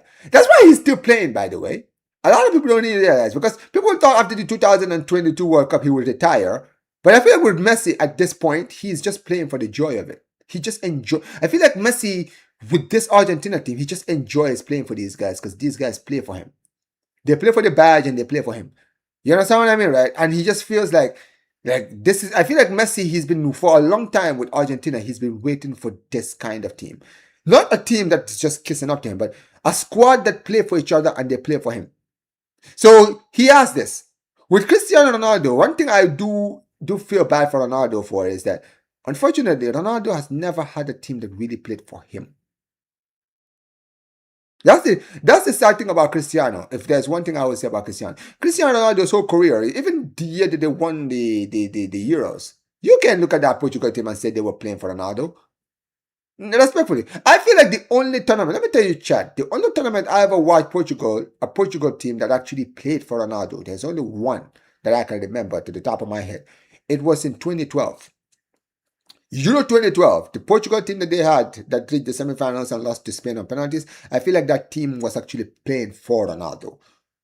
Because that was like, because I want you guys to remember, 2012, I would argue is prime Ronaldo. People can say 2015 was prime Ronaldo, right? And Ronaldo cooked in 2015, right? I think many people can say from like I feel like a lot of people will say from 2015 to 2017, like that was prime Ronaldo. But I feel like for me, the scariest Ronaldo I could remember was the 2012 one, right? The Portugal squad knew that Ronaldo that year was different. So they would always like just run, and then give him the ball to do whatever he needs to do. And it worked because he helped them reach the semifinals. I mean, when they went to the semifinals against Spain, he decided to wait to be the last person to take a penalty so that he could basically score the winner. Like, that was the only thing that disappointed me in that European Championship with Portugal for Ronaldo, right? In that game against Spain, when they were like two players had missed, he could have gone in and taken the other penalty and gain confidence and bring the team confidence. But no, he waited and waited and waited, and before he could take his penalty, that already lost the final, the penalty shootout. And that's what I feel like when it comes to Ronaldo, man. Like, that's why I like Ronaldo. It's so easy to hate on him. I've said it before. It's so easy to hate on Ronaldo. With Messi, it's different. A lot of Messi fans, a lot of Ronaldo fans, they just hate Messi because at the end of the day, they feel like the media has a biasness towards Messi. It's not just a biasness. You see, when it comes to Messi, Messi doesn't talk about how great he is. Messi doesn't. The thing with Messi is, a lot of times, the reason why a lot of Ronaldo fans hate Messi is because they get frustrated with Messi. They want Messi to be vocal. They want Messi to say something. They want Messi to speak up, right? So that they can hit on him. So all they can do is to just talk about how the media always glazes him. And the problem with Messi is, right? That's why they're always in such a rush to see Messi fail. They cannot wait for Messi to fail. Because when Messi fails, dude, you just see these Ronaldo fans everywhere. They can, like, dude, it's the greatest days of their life to see Messi fail. When it comes to Ronaldo, when it comes to Messi, when it comes to like someone like me, I don't care about Ronaldo failing. Like, even now, if Portugal have a great tournament, good for him. I don't care, dude. I don't care. I'm one of those people where I'm more interested in what Messi is winning rather than Ronaldo losing. I am more interested in Messi winning than Ronaldo losing. If Messi win, if Ronaldo, like, I feel like a lot of Ronaldo fans, that's where they how do I put it? I feel like that's where their priorities lie. They want Messi to lose. They don't really care about Ronaldo winning. They just want Messi to lose so that they can talk shit about Messi. They're not really interested in their GOAT winning. If they want more focus in their squad saying, yo, this squad needs to play for Ronaldo. This squad needs to build on Ronaldo. Ronaldo needs to do this. Ronaldo needs to take a step aside. If they want to win the World Cup, Ronaldo is going to have to be the veteran in the squad and let the other people come off the bench, do all of this stuff so that Portugal can win, so that we can now say our GOAT has won the World Cup. It doesn't matter if Messi fans say, but he was on the bench. Who cares? He was 41. He was still in the squad. He was still scoring goals in that World Cup. What are you going to say? It doesn't matter. It doesn't matter. But a lot of these Ronaldo fans, they don't care about Ronaldo winning. They just talk about, Messi was given the World Cup by FIFA. Messi is Ronaldo, it's UEFA and FIFA's favorite. And that's why they get miserable every single international tournament. Because their GOAT keeps on missing, and my GOAT continues to win. Like, ever since Messi won that World Copa America in 2021, it's been a khalas for all of you. All you guys can do now is just hate. All you can do now is just talk shit every time Messi does anything. Messi scores a hat-trick, hate on him. Ronaldo has a poor game, glaze him. Messi loses, you hate on him. That's all you guys can do at this point. That's all you can do. Because it's the only way you can keep this conversation alive in your heads. I feel like if you are a Ronaldo fan and you really believe that Ronaldo is the greatest, why do you need to prove to everyone? You know that there are other people that don't agree with you. So why are you trying to glaze them? It's like you are trying so hard to disregard. Like if you truly believe that your GOAT is the GOAT, why do you need to disregard what the other guy is doing? It's like you're just hating at that point. And that's what it is. You're hating. You love this guy so much that you just cannot stand when the other guy gets praises. Even though you know the praises are deserved, you just can't handle it. You just feel like all that praise should just go to your GOAT and the other guy should just be ignored.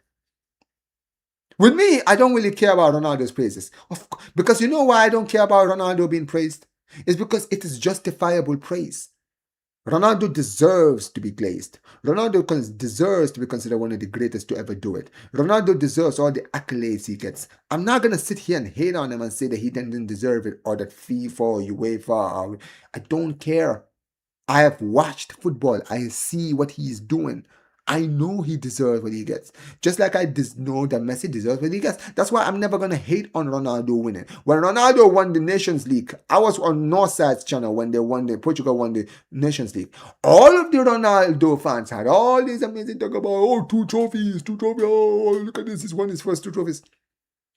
I said, okay, congratulations. What, you guys expected me to hate on him? Oh, it's just a mini international tournament. It doesn't matter, dude. He won.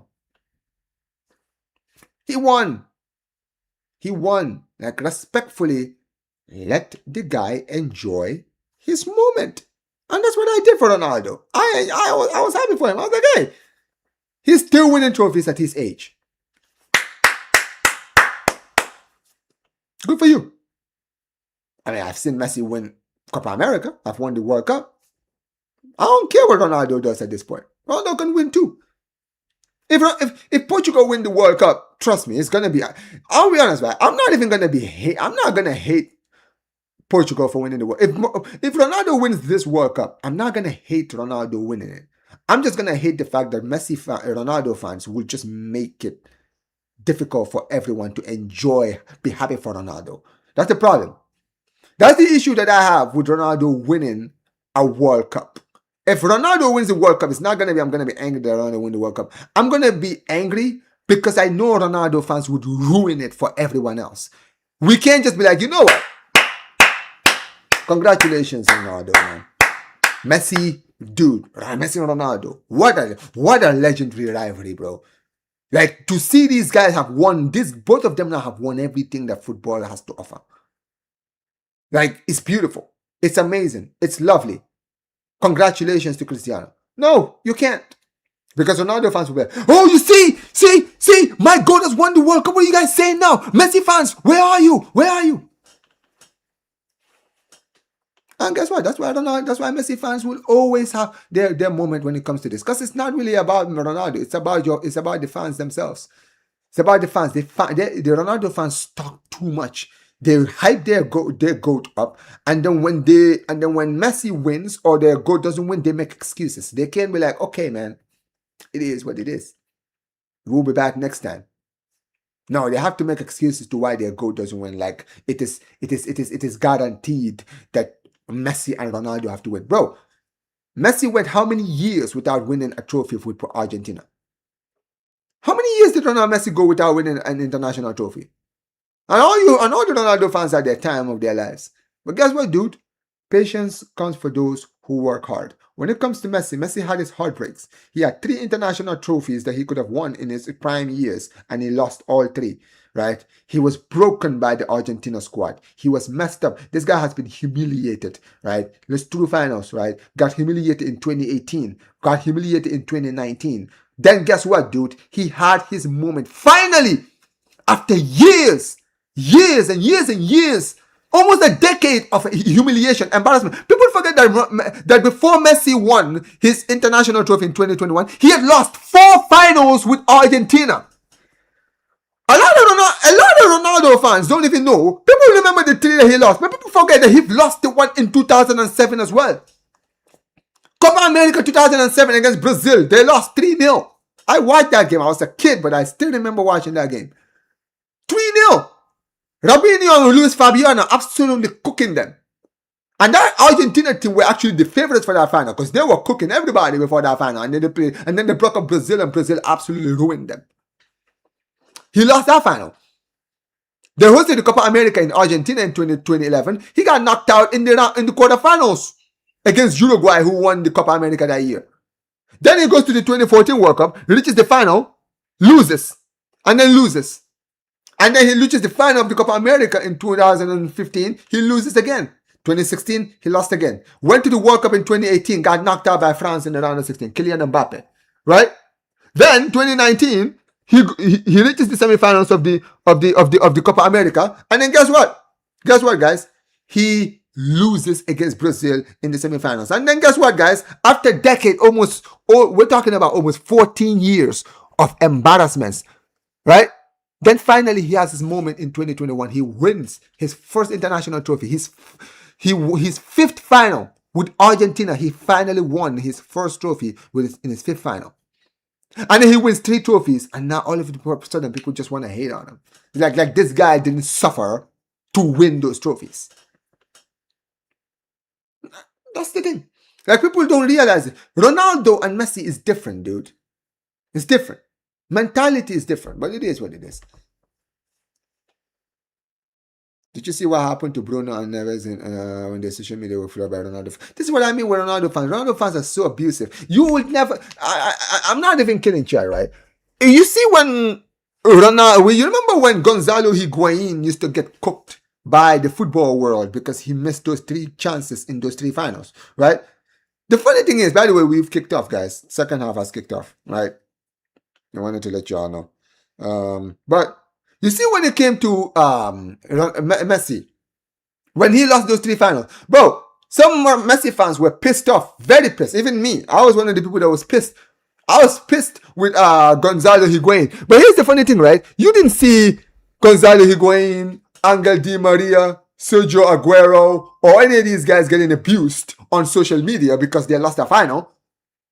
Messi was getting all the abuse.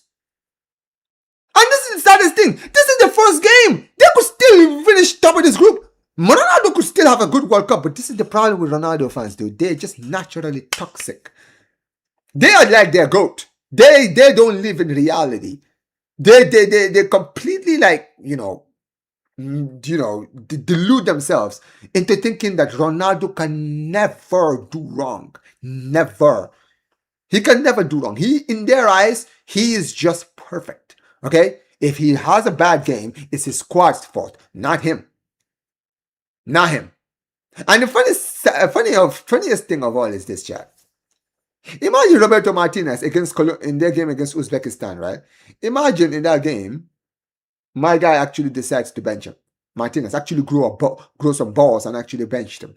If he benches them in that game and they win, what are you gonna say then? Let's say they win. Let's say like in the round of 16 against Switzerland. Let's say he benches Ronaldo, right? And then they go on to win like 5 or 6 goals to nil. Imagine Portugal go win 6 goals without Cristiano Ronaldo. What are Ronaldo fans gonna say then? Oh, you see, there's a vendetta against Ronaldo. Look at the way they're playing. Look at the way they're playing for each other. Why is it that they can't do that when Ronaldo is playing? Because there's no I in team. Because you need 11 players to perform. If one of the players is not actually running and actually doing what they need to do, then it is what it is. Like, why do you guys need your GOAT to still play 90 minutes even now? Like, even Argentina don't let Messi play 90 minutes anymore. That's the funny thing. Even Argentina, my guys scored a hat-trick and they still took him off. Because they know, man, protect our GOAT. Our GOAT needs to be protected. But yeah, Ronaldo fans. No, Ronaldo fans don't live like that. But here we go. Chelsea, come on! Boom, Pelican! Oh my God, Pelican, why did you slow down? Why did you slow down, bro? You should have continued your run. Oh my God, man, this fraud. You should have never slowed down, man. For God's sake.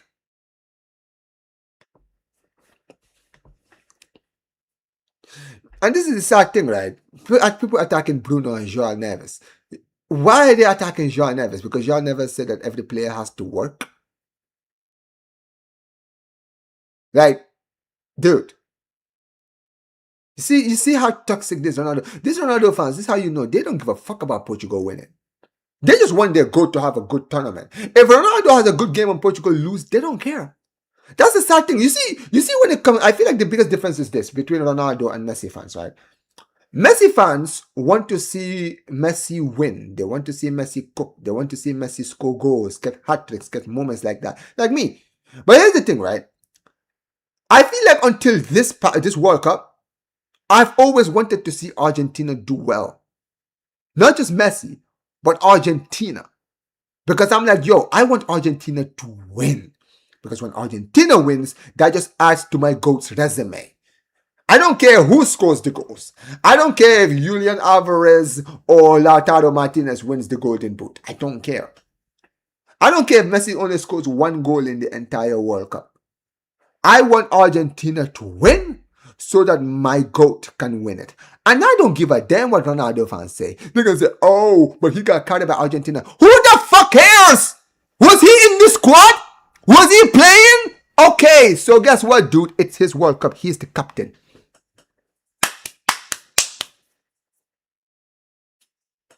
Ronaldo fans are the opposite. Ronaldo fans don't give a damn about Messi winning.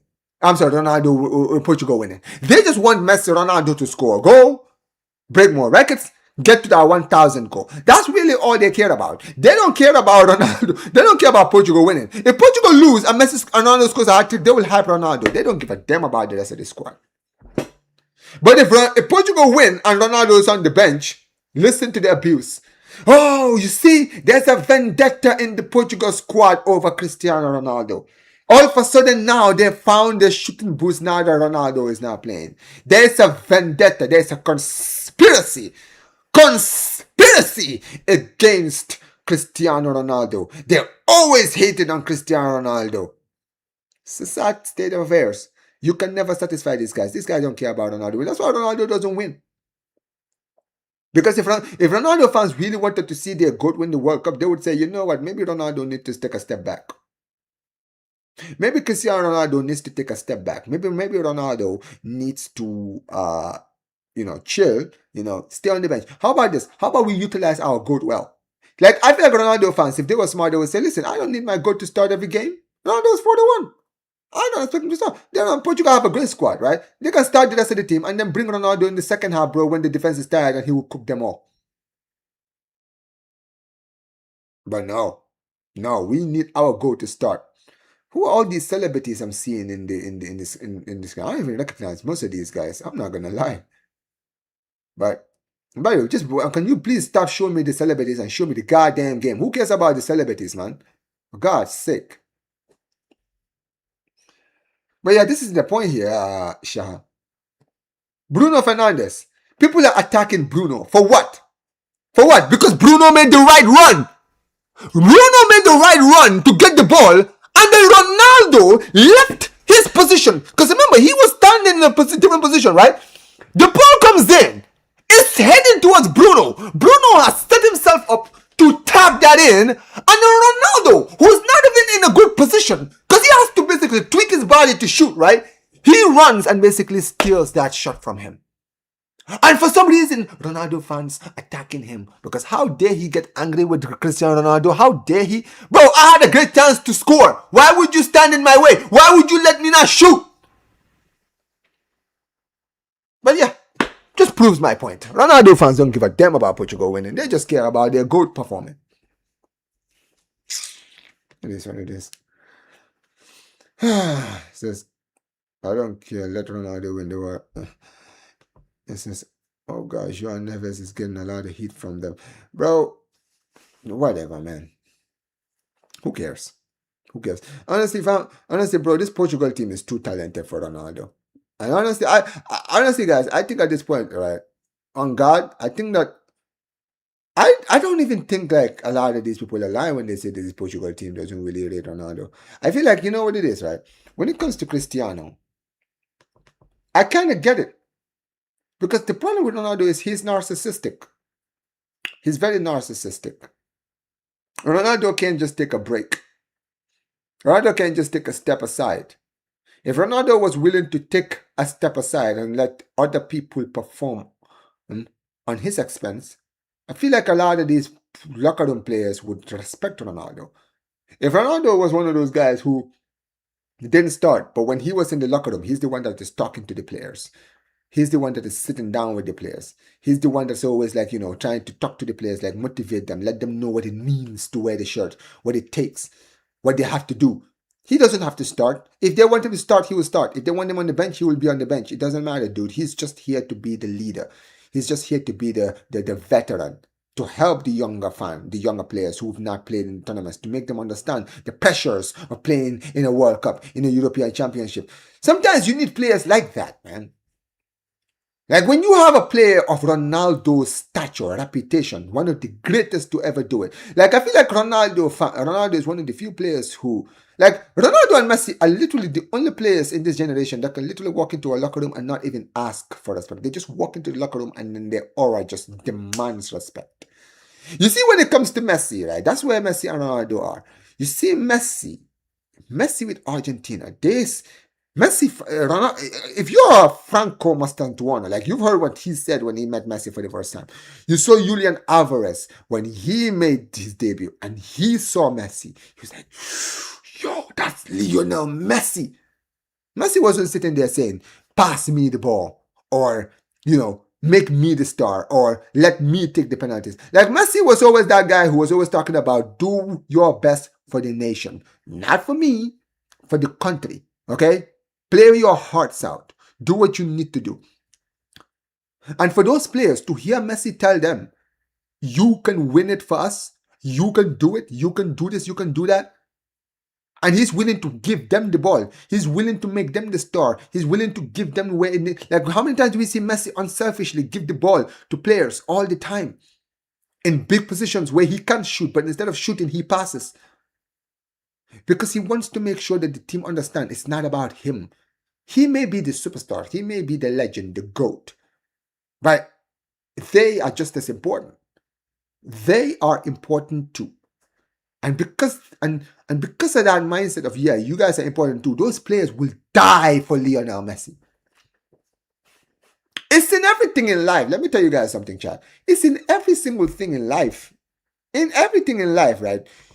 If you are a footballer, or even if you're not even a footballer, if you're a leader, the best leaders in the world understand, yes, I'm the leader, but I need my team. My team is just as important. The leader will always make the team feel like every single one of them is valuable. Every single one. The leader will always make you feel like even you, the guy who's sitting on the bench, you are important. Every single one of you are important. He will sit down, put his hand on your shoulder and let you know that you are important. You are just as integral as me. You are going to win us stuff. You have what it takes. Even when you're on the bench, come off the bench and score. Like Messi, you can tell Messi, for whatever people think of him, Messi is that kind of guy who can walk up to a player who we can see is lost confidence and sit next to him and let him know, man, don't worry, I believe in you. Yeah, you didn't get it done this time, bro. We'll get it done next game. I promise you. I'll give you the ball. I will put you in the spotlight until you get your confidence back. Bro, that is what Messi does. That's why this Argentina team will die for Messi. Like you hear what the Argentina players say when they talk about Messi. Those players will die for Messi because Messi believes in them. The greatest of all time believes in all of them. He lets them know, I believe in you. I believe in you. I trust you. I wouldn't replace you for anyone. And those players are like, yo, we need to die for Messi. We need to die for this guy. This guy believes in us. This guy trusts us. This guy actually thinks we can get things done. We have to fight for him. That's why Messi doesn't defend. They're like, yeah, don't defend. Just stay there and let us do the work. When it comes to Ronaldo, that's something he's never been good at. It's not just words, it's action. It's action. If Ronaldo could sit there and talk to a Joao Neves or to a Bruno Fernandes and let them know, listen, Bruno, I'm not going to be in this squad for a long time. This is my last World Cup. Eventually, I'm going to take a step aside and you're going to be the guy. You, Bruno, you're going to be the guy. You're going to be the star. You're going to be the guy carrying Argentina after I'm gone. I need you to start stepping up now and be the leader. I don't care about being the leader. I'm only here for the experience. I'm just here to be the voice of leadership. But guess what? Eventually that sign is going to go to you. Just like Luis Figo gave me the power in 2006, I'm going to give that power to you after I'm gone. You're going to be the guy. And he's going to look at, and when you are Ronaldo, you walk in and you tell Vitinha, you're like, Vitinha, I've played with some of the greatest players to ever play the game. Cruz, Modric. I played with Roy Keane, Paul Scholes. I played with some of the greatest, like some people that you grew up idolizing. I played with them. And let me tell you something, kid. You have what it takes. You are going to be this era's Iniesta.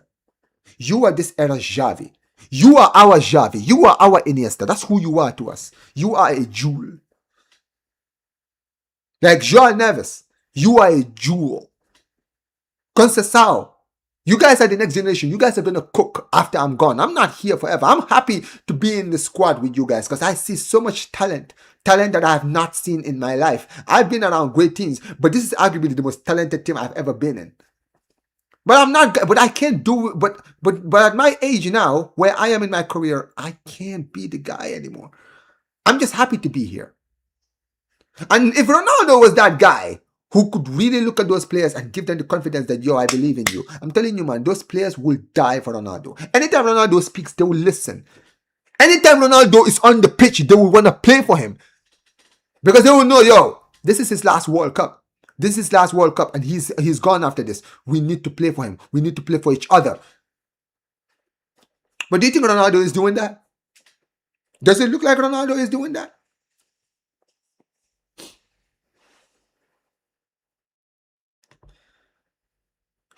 It is what it is. Thank you, Greece. It says, it's crazy just Messi's presence alone can make his teammates work extra harder. Dude, it's the words. Do not underestimate the power of words, man. Like even with, like I know people use Messi as an example, but even look at a country like Croatia. Think about a guy like Luka Modric, bro, in that Croatia locker room right now. Look at Croatia. Look at Luka Modric. If you're a young Croatian footballer, you walk into that locker room and you see Luka Modric. Luka Modric, who took Croatia to a World Cup final.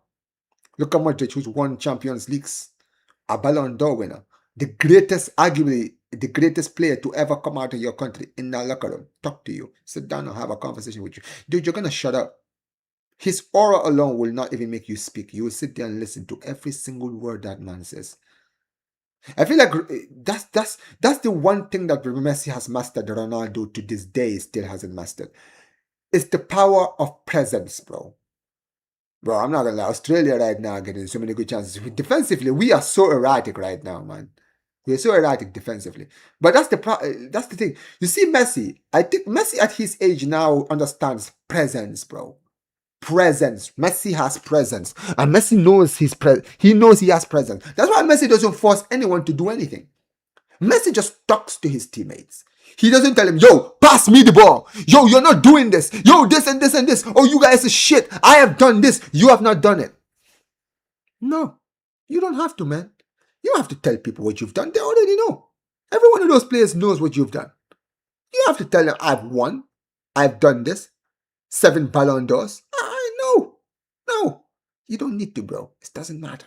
You don't have to. Okay? What you need to do, my friend, is to make sure that when you walk in that locker room, you look at those teammates of yours and you let them know, you are my teammate. You are my confidant. I trust you. That's the difference. Presence is everything. If you have the presence to walk into a locker room and people see you and they're shaking, like the hairs on their hands are growing, right? Just from seeing you, bro. But even if you cough, they will hear you. Like Messi doesn't even have to say much. Messi just has to say, yo, listen, man. You guys are my teammates. I trust every single one of you with my life. I trust every single one of you. And I think every single one of you, from the person who's starting to the person on the bench, you all have a role in this team. That's all you need to tell your teammates. That's all. The moment they all know, yo, this guy believes in us. The GOAT believes in me. The GOAT believes that I am good enough. You've got them, bro. You have got it.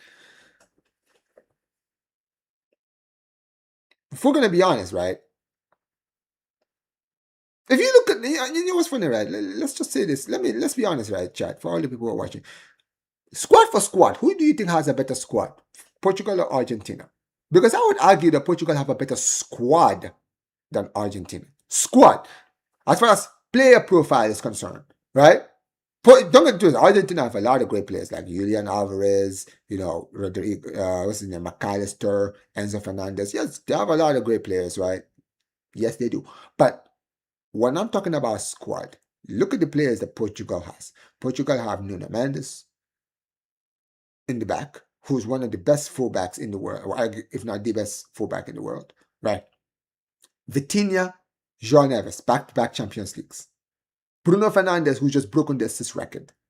Bernardo Silva, experienced winner with Manchester City, right? And you have Cristiano Ronaldo in the attack. Even guys like Conceição, players like Rafael Leao. We're doing a break, hydration break right now. But Rafael Leao, even players in the back like Inacio, Ruben Diaz. Squad-wise, you would arguably say that Argentina, squad-wise, have a better squad than Argentina. But if those teams play each other today, Argentina are absolutely squashing that Portugal squad. Because squads doesn't always matter. It's the chemistry of a squad that matters. That's why, guys, I'm gonna be very real, man. This is why I always think golden generations are so overrated, chat. That's why I think golden generations are so overrated. People like to talk about, the England golden generation, the Belgium golden generation, this country's golden generation. Dude, let's be clear here, man. Golden generations are overrated, chat. Okay? I don't believe in golden generation. I don't care about squads, bro. Can the squad be able to play with each other? That's another thing people didn't realize, dude. Golden generations are so overrated, man. Because golden generations, the biggest negative of it is that when you have a squad full of main characters, dude, it's never going to work when you have a squad full of main characters. Portugal right now, unfortunately, they have a squad full of main characters and nobody really wants to take a step aside to let other people get the main character. That's what happened to England's golden generation in 2006. Let me be clear. England in the early 2000s, too, that squad was ridiculous. That was an all-star squad. The only golden generation in my lifetime that I genuinely think cooked. And there's a few, don't get it twisted, some golden generations work well. But you see Brazil's golden generation, I would call that the platinum generation. Forget about golden. Platinum generation, right? When they had Ronaldinho, Ronaldo, the three R's, Ronaldinho, Ronaldo, and Rivaldo, right? They had Kaká, they had Cafu, they had Roberto Carlos. Dude, they had such a superstar squad. But you know what the funny thing about that superstar squad is, chat? Everybody knew that Ronaldo R9 was the best player. Ronaldinho knew he was the best player. Rivaldo knew that R9 was the best player. Every one of those players knew that R9 was the main guy. They all had a role, but R9 was the guy. And that is why they didn't want to take R9's place. They understood, listen, we don't need to take R9. R9 will do his thing. We will help him. We will be his deputies while he is the captain, not the actual captain, but you know what I mean. And that's why that team killed it in 2002, because everybody had their role and everybody did their role well. When you look at England, and by the way, we've kicked off back in the game, guys, but when you look at the 2006 England team, what did you see? Like, you listen to them when they speak now. You see why the golden generation was always bound to fail. First of all, most of those players were club over country. That's the first thing. That England team, right? It was club over country. Most of those guys, like, you saw the Liverpool players would only hang out with Liverpool players. They never hang out with the Manchester United players like Gary Neville and Rio Ferdinand and all those guys and Rooney all had like their own places where they sat down and spoke to each other. A lot of these guys were so invested in their rivalries, club-wise, to really put it aside so that they can actually play for their country. I mean, like, fully commit to play for their country. Not just a little bit, fully commit. And that's why that golden generation failed so spectacularly. Because, dude, they went to the 2006 World Cup and they even failed to qualify for the Euros in 2008. People forget they didn't even make it to the tournament. They finished third in a group with Croatia and Russia, bro.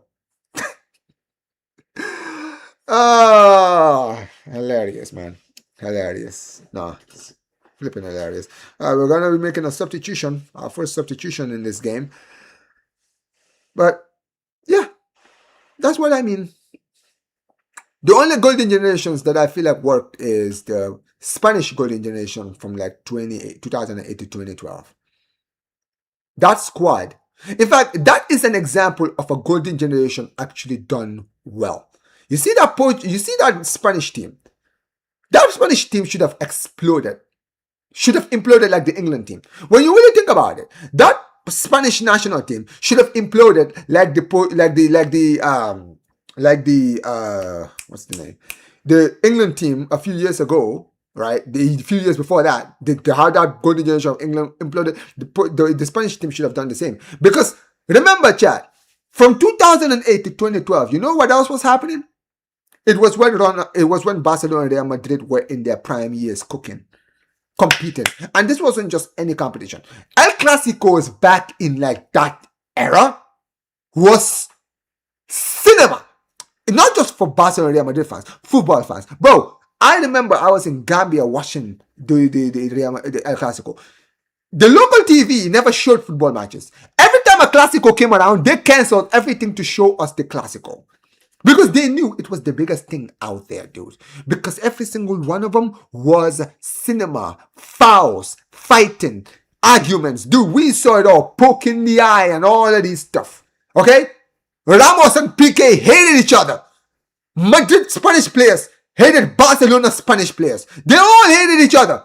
And you just thought, how the hell is this team going to work in the Spanish national team? It always did. It always did. Because why? Because the leaders. Because you had Casillas and Xavi, the leader of the Barcelona players. And then you had Casillas, who was the Real Madrid. These guys, they were the leaders and they understood, man. When it comes to playing for the country, dude, there is no Barcelona Real Madrid here. Okay? We can have that rivalry after the international break, after we've won. But until then, when we are here, we are all cool. And if you cannot be cool, if you think you can't take your Madrid or Barca bias, please get out of this camp. Dead ass. Get out of the camp right now. We don't want any players who are putting their club over their country in here. And those players, they understood. That's why that golden generation works so perfectly. That's why the golden generation worked. Because all of the players had to take their ego and throw it to the bin when it came to playing for the Spanish national team. And that's why that team dominated the way they did. Belgium team, the reason why they failed is the same reason why England failed. Not because they put club over country, but because that squad was full of egos. You had a guy like Lukaku who thought he was the main guy when he wasn't. Like, Lukaku was the goal scorer, but Lukaku was never the main guy. Hazard was ahead of him. De Bruyne was ahead of him. But did Lukaku ever think so? No. He thought he was the main guy. Hazard was the main guy. A lot of the players out there, they all thought they were the main guys. That's why that team didn't work either. Because nobody could just accept, okay, Hazard is the best player. Lukaku is the best goal scorer. And De Bruyne is the best creator. Yeah, okay, cool. We all agree on that, right? Okay, we all agree. All right, cool. Let's go out there and cook. But no, Lukaku, because he was the goal scorer, thought, I'm the best player. What are you talking about? Right? De Bruyne was the creator. I mean, the reason I'm singling out Lukaku is because Lukaku was always that guy that acted like that. Okay? Lukaku, like, ever since Lukaku was like a young player, like, people forget, when they qualified for the 2014 World Cup, Lukaku, I think he scored the goal that took them to the World Cup, and my guy went to the media and just started talking shit. I'm like, dude, this is why nobody likes your ass. Because you have such a, like, you know, people talk about Ronaldo's main character syndrome. Lukaku also suffers from that. And unlike Ronaldo, who has actually built a reputation with goals, records, and trophies, to actually have that ego, this guy had that ego since before he even made it to the top. That's why the golden generation didn't work. When you look at France's team, that team won the World Cup, but even that team ended up imploding in the end. Yeah, I'm not gonna lie, man. We are slacking off, man. Australia are getting into the box, but I feel like right now we're just petering out and trying to get the victory here. And let me start eating your chats. I've been talking for a while, man. This conversation is so great. I've just been sitting here talking, like, I've just been talking, man. Let me actually see what you guys are saying. It says, God did not let me witness that rat win a trophy with his country. Hold that. Big up to Greece. I know who you're talking about. He did win it in Euro 26. Yeah, he wasn't talking about CR7. Don't worry, man. I know who you're talking about. You ain't even gonna mention it. It says, Vamos Greece, bring them back. It says, forget about Ronaldo when their biggest problem is Roberto Martinez. No, Roberto Martinez is a big problem. That's 100% true. No, you know what, right? Roberto Martinez, I have never seen such an overrated coach in my life. Guys, I'm not gonna lie, right? I have seen coaches who I think are too overhyped. But I'm not kidding when I say Roberto Martinez, on God, might be the most overrated manager I have ever seen in my life. Full stop. Full stop, chat. I'm not even, genuinely, guys, I'm not kidding, right? In my life as a football fan, right, I don't think I have ever seen a manager who's done so little get given so much. Roberto Martinez, right? This man, let's just talk about Roberto Martinez. I need to, you know what? I'm gonna go in on Roberto because you know what? I've been letting this guy get away with it. You see this man, yeah? Hold on, guys. I'm trying to fix my headphone. Oh, dude, what the fuck?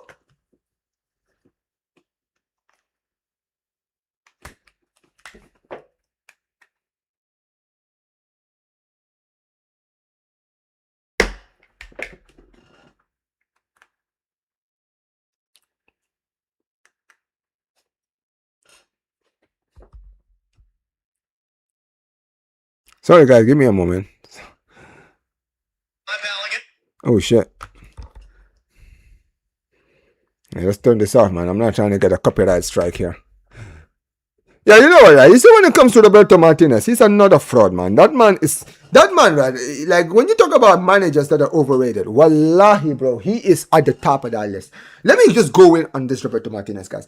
I have never seen a manager do so little, gets given so much. Seriously, guys. What kind of witch doctor or what kind of voodoo that this man made to get all the things he's got? If you look at Roberto Martinez's resume, you would think this guy is one of the best managers in the world. This guy is a fraud. This man is the biggest fraud probably in football. Do you know what this guy's biggest achievement was? Winning the FA Cup with Wigan in 2013 against Manchester City. That's literally his only accomplishment. And guys, since that was 2013, 13 years ago, chat, right? My guy has been basically made a career out of Flugazine and FA Cup. That's literally it. And not to mention, don't forget, Wigan got relegated that year in the Premier League. They got relegated and won the FA Cup. And then he took the job at Everton, completely flopped over there too. And then somehow, some way, this man who basically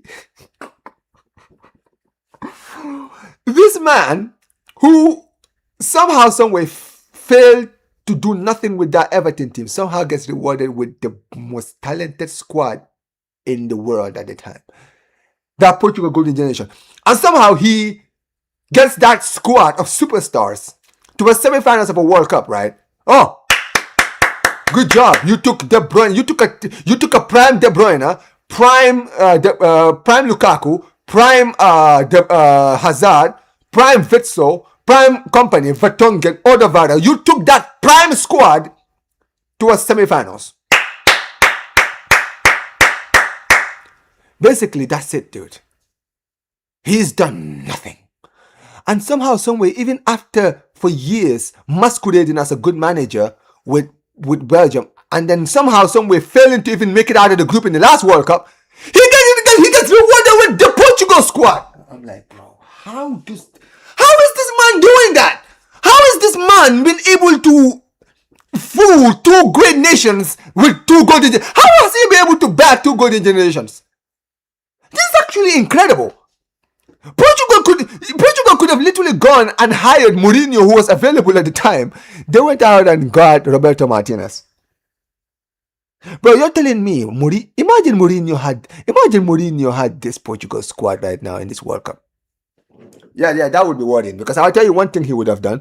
If Mourinho was the manager, Ronaldo would have held bench. Heck, if Ronaldo wasn't careful, he could have even been not called up in the squad. Yeah, it would have caused a stir. Who cares? You think Mourinho cares about ruffling feathers? Let me tell you something about Mourinho. Mourinho is one of those guys who is not to be effed with. Okay? He will bench Ronaldo or even not call him for the squad, and he doesn't care if Portuguese fans are angry, bro. You think he cares? If Portugal win the World Cup, you think the Portuguese fans are gonna care? Yeah, Ronaldo will care. He will hold it on Mourinho for the rest of his life. You think Mourinho is gonna give a damn? Yeah. Thank you.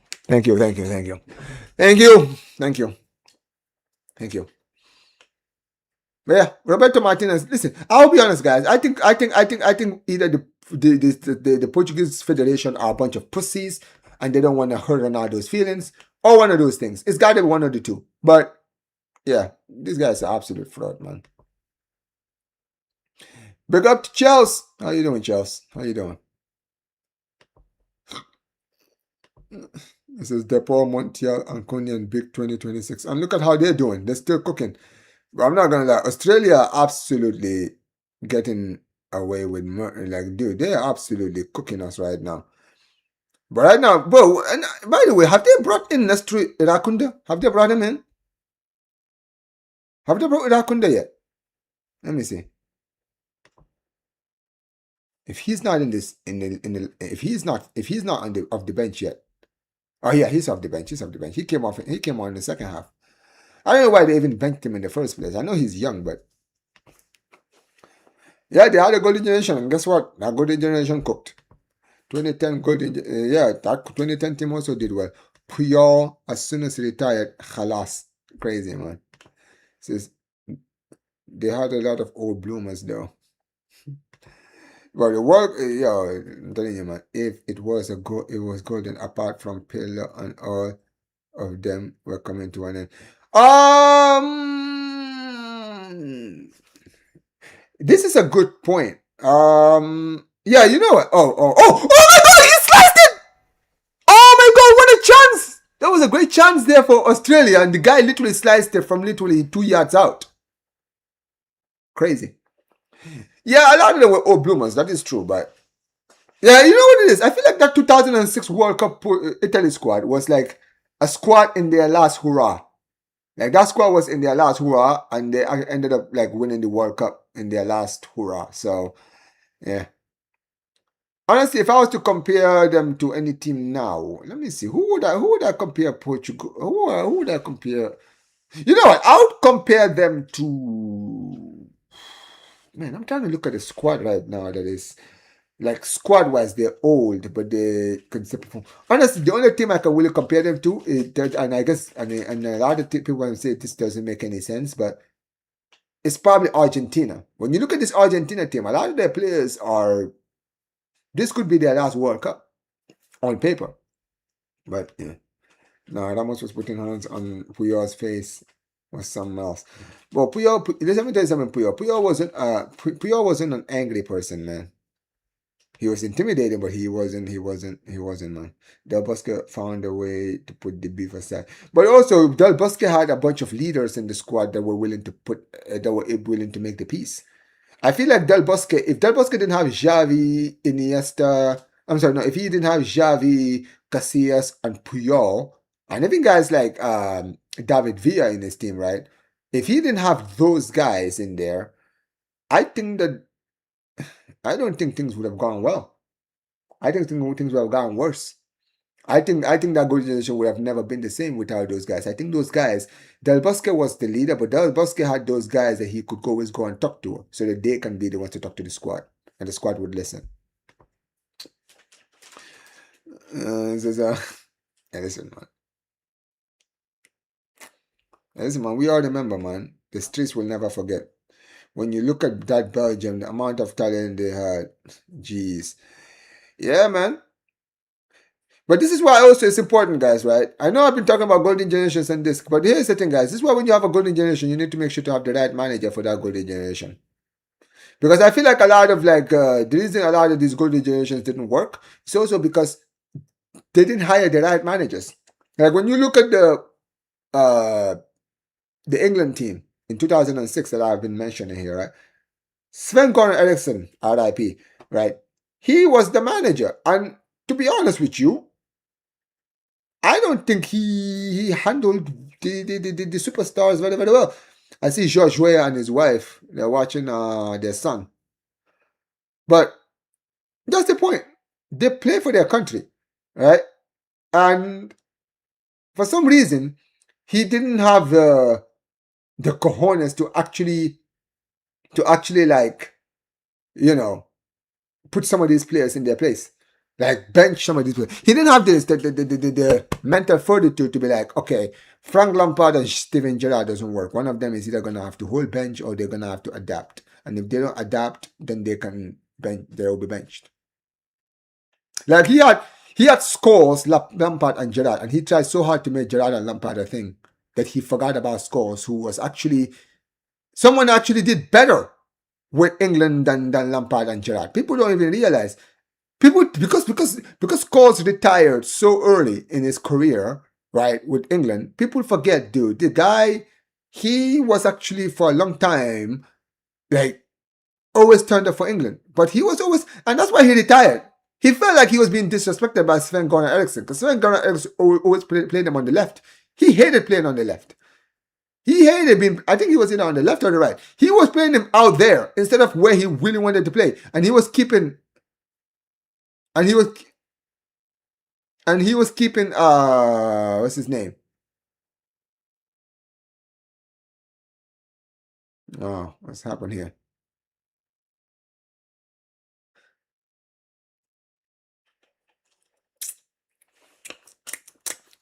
I feel like having a good manager is everything for a golden generation. That's really what I'm trying to get to. Bro, seeing Cavallo in the coaches. Yo, what is going on? Another foul.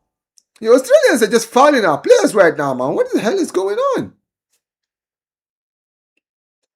Come on, man. Bro, seeing Cavallo in the coaching staff, I'm like, dang, I'm old like that. Yo, Cavallo has always been old, man, to be fair. That guy has been old for a very long time. This is, yeah, pure bullet header. I'm kissing the armband, dude. Injected into my fucking veins, bro. Injected into my effing veins. What a moment, man. It says Javi doing the 360 and spinning doing this 360 turn and spin Messi in. What a moment, man. Bro, I was frustrated when Ancelotti's tactics versus Morocco. Yeah, it was a little bit irritating, I'm not gonna lie. But listen, today I expect a battling against Haiti. I'm gonna be real. If I think I'm certain that they're gonna beat Haiti today. But if they struggle against Haiti, if I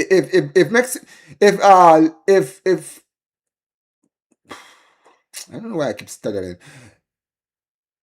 If Brazil don't batter Haiti tonight, and I'm talking like 3-4-0. You see what Canada did to Qatar yesterday? That's what I want to see today from Brazil. If Brazil don't do that, then Brazil are not doing anything in this World Cup. I promise you that right now. Put the fries in the bag. It ain't happening. If they struggle to beat Haiti, let's say they beat Haiti like 2-1 or 3-1 or 2-0 or something like that. I'm not going to lie, dude. Don't put the fries in the bag when it comes to Brazil. But if Brazil today, if they wake up and they put like a 6 or 7 on Haiti, I know people are going to be like, but it's just Haiti. No, but if they can do that, then that shows that they have the firepower, that the players are fired in. And that's what you need, man. You need to batter these teams, bro. Whoa, whoa, whoa, whoa, whoa, whoa, whoa.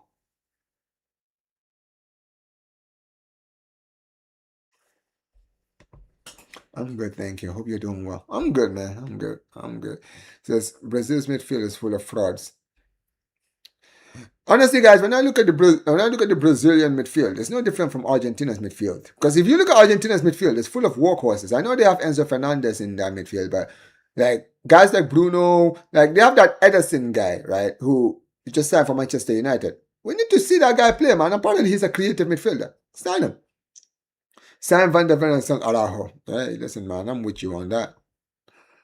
Yeah, man. Make sure you guys smash the like button, chat. Smash the like button, guys. Come on, y'all. I've not even said anything about the like button, guys. Smash the likes. Come on, chat. Big up to every single one of you guys, as always. Smash the likes. Oh my god! Oh my days! How do you miss from there? The reaction is so poor, man. Oh, for God's sake, man. Can we send Araujo to Sports in exchange for Van der Ven or Vucevic? Dude, count me in on that, Tom. Count me in on that. Count me in. It says the Europeans are having the time of their lives. They're enjoying in. It says they're enjoying in. Yeah, I'm not gonna lie, Philip, man. You gotta be clear on that. You talk about Walmart, Texas barbecue and ranch. Yeah, it is what it is, man. Oh my days. Yo, the referee just suffered a crime, chat.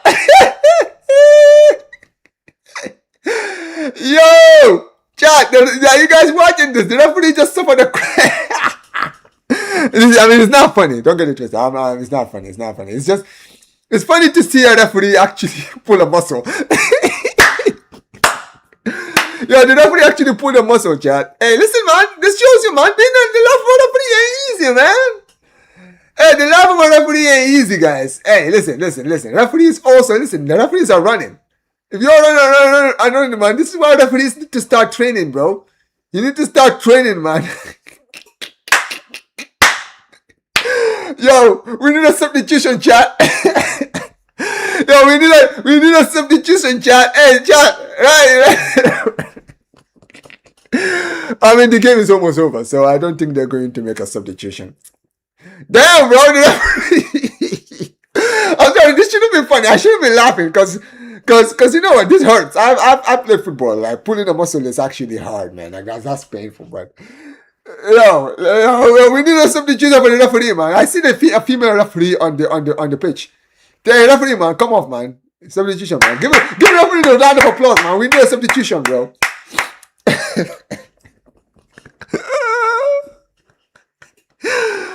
Oh, I'm so sorry, man. This is funny, man.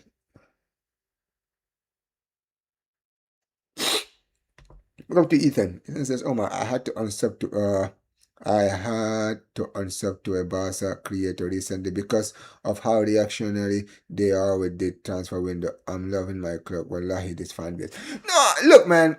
Fans are gonna be fans. That's the thing, isn't it? Right? Fans are gonna be fans. And look, I'm not gonna lie. I feel like we have been very slow in the transfer window recently, and I would like to see us to be active, right? But I kind of understand what the club is doing right now, right? So with as far as like the Julian Alvarez thing, which I know the club is after, right? They're trying to wait until after the World Cup, so that right now Alvarez can just focus on the World Cup, and then after the World Cup is over, you know what I mean, right? They can then go in and talk to him, and by that point, if Alvarez is really interested and he really wants to push the move, he will speak up, or his agent will speak up, and then that will kind of speed the process, right?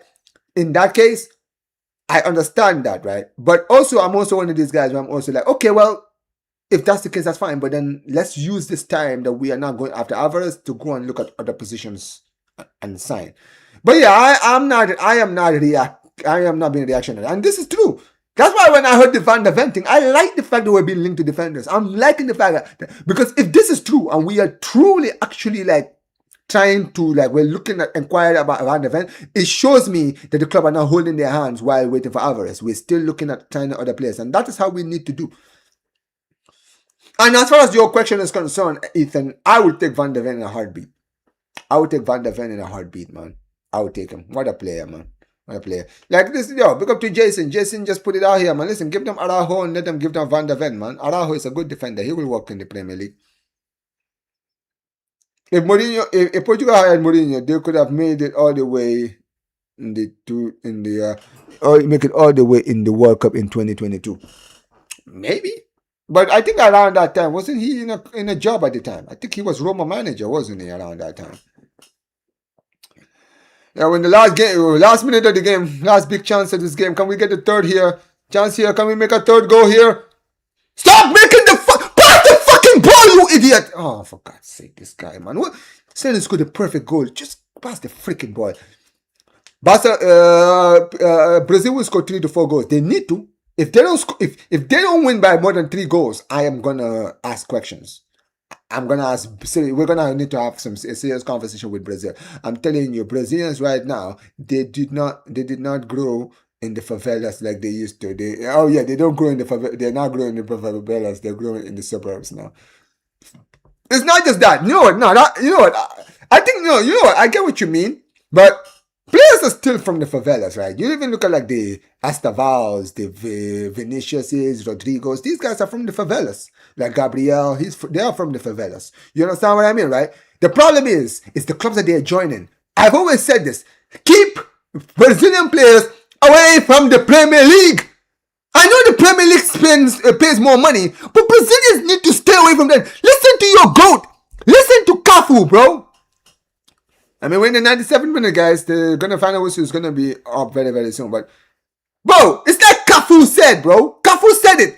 Keep the Brazilian players away from the Premier League. The Premier League always tries to take this Jogo Bonito, beautiful style of football away from these guys. 90 minutes, final whistle goes, ladies and gentlemen. We are in the round of 32. Let's go. Come on, man. Let's freaking go, man. In the bag, man. In the bag. Let's freaking go. Let's freaking go, man. Come on. 2-0. Listen, man. It wasn't a beautiful second half, but it didn't need to be, man. We got the win, and we are in the round of 32 tonight, ladies and gentlemen. Let's freaking go, man. Let's freaking go. But yeah, like I said, man, Brazilians, just go to La Liga or Serie A, bro. Go to a league where they're not gonna actually take away your game. Like, I'm tired of seeing Brazilians. Like, Premier League always does this, dude. They have a Brazilian who comes in, plays the Jogo Bonito, and the media will just cook him. He's selfish. They think they're Ronaldinho. They're this, they're this. And then they just ruin these players. And look at guys like Martinelli. Martinelli is the biggest example. Martinelli, when he came to the Premier League from Brazil, right? In the first, like, 2-3 years, he was playing like a typical Brazilian. The beautiful flair, right? Playing on the ball. But within like the third season, man, Mikel Arteta just took that out of his game. Now look at Martinelli now. Keep these guys away from the Premier League, man. Seriously. I hate seeing Brazilian. That's why when Esteban went to Chelsea, I was pissed. I was like, bro, I know what you say. I would have loved him at Barca, right? I wanted him at Barca. But I was wanting to do, I was like, listen, man, if he went to Serie A, I mean, I would have not wanted him at Real Madrid. You know, being biased, but like, even if he joined Real Madrid, that would have made more sense, because you're going to a league where they're not going to stifle your game. They're not going to let you get away from what makes you good. They're going to use what you're good at, and they're going to mold it into the team so that you can play your game and do your thing. That's what Vinicius does with Real Madrid. But yes, ladies and gentlemen, we've won this game, ladies and gentlemen. The match is over. Let me actually read your chats before we do sayonara out of here, man. But what is stream, man? You guys have been absolutely cooking, man. But make sure you guys smash the likes, man. I'm only on 20 likes. 20 likes, man. 20 likes is not good enough. There's people who are in here who haven't liked the video, liked the stream yet. Unacceptable. It says, I want Neymar to win the World Cup, not for Vinny or for Carlos. Bro, that's why a lot of us want to see Neymar. That's why I want to see Brazil do well, man. I want to see Neymar actually get this, because this is his last World Cup. It says, referee not getting injured is normal for Real Madrid, but because their referee is a player for them. Damn, he had to bring it to these guys anyway. It says, Real Madrid are getting deals done quickly. Why can't we do the same right now? If other clubs hijack our targets. Hi, Tom. Let me be clear, bro. Real Madrid doing their business doesn't bother me at all. I'm more worried about us doing our business.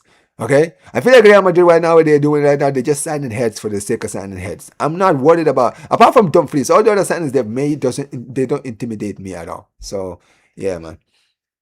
It says, WTF are these subs? Are these subs at this time? Hey, listen, man, wasting time on stuff, man. It is what it is. Yeah, it's kind of boring, but man, are saying the season is already over. Dude, I am not that. People call me reactionary.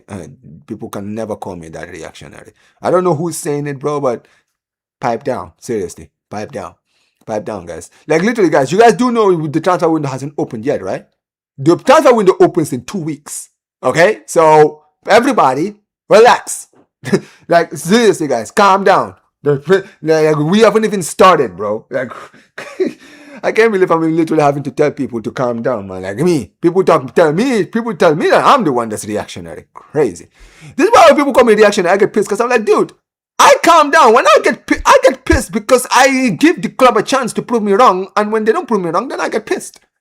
I don't just react all the time.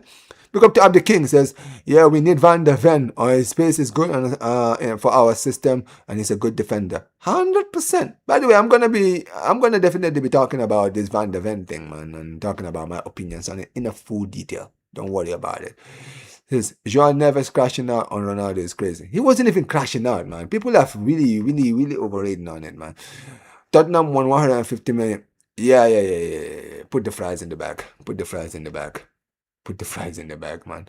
Says when Brazil had the streets, lol. They still have the streets, man. It's just that these people ruin these guys, man. Like Premier League with their, what do they call it? Their posh style of football, man.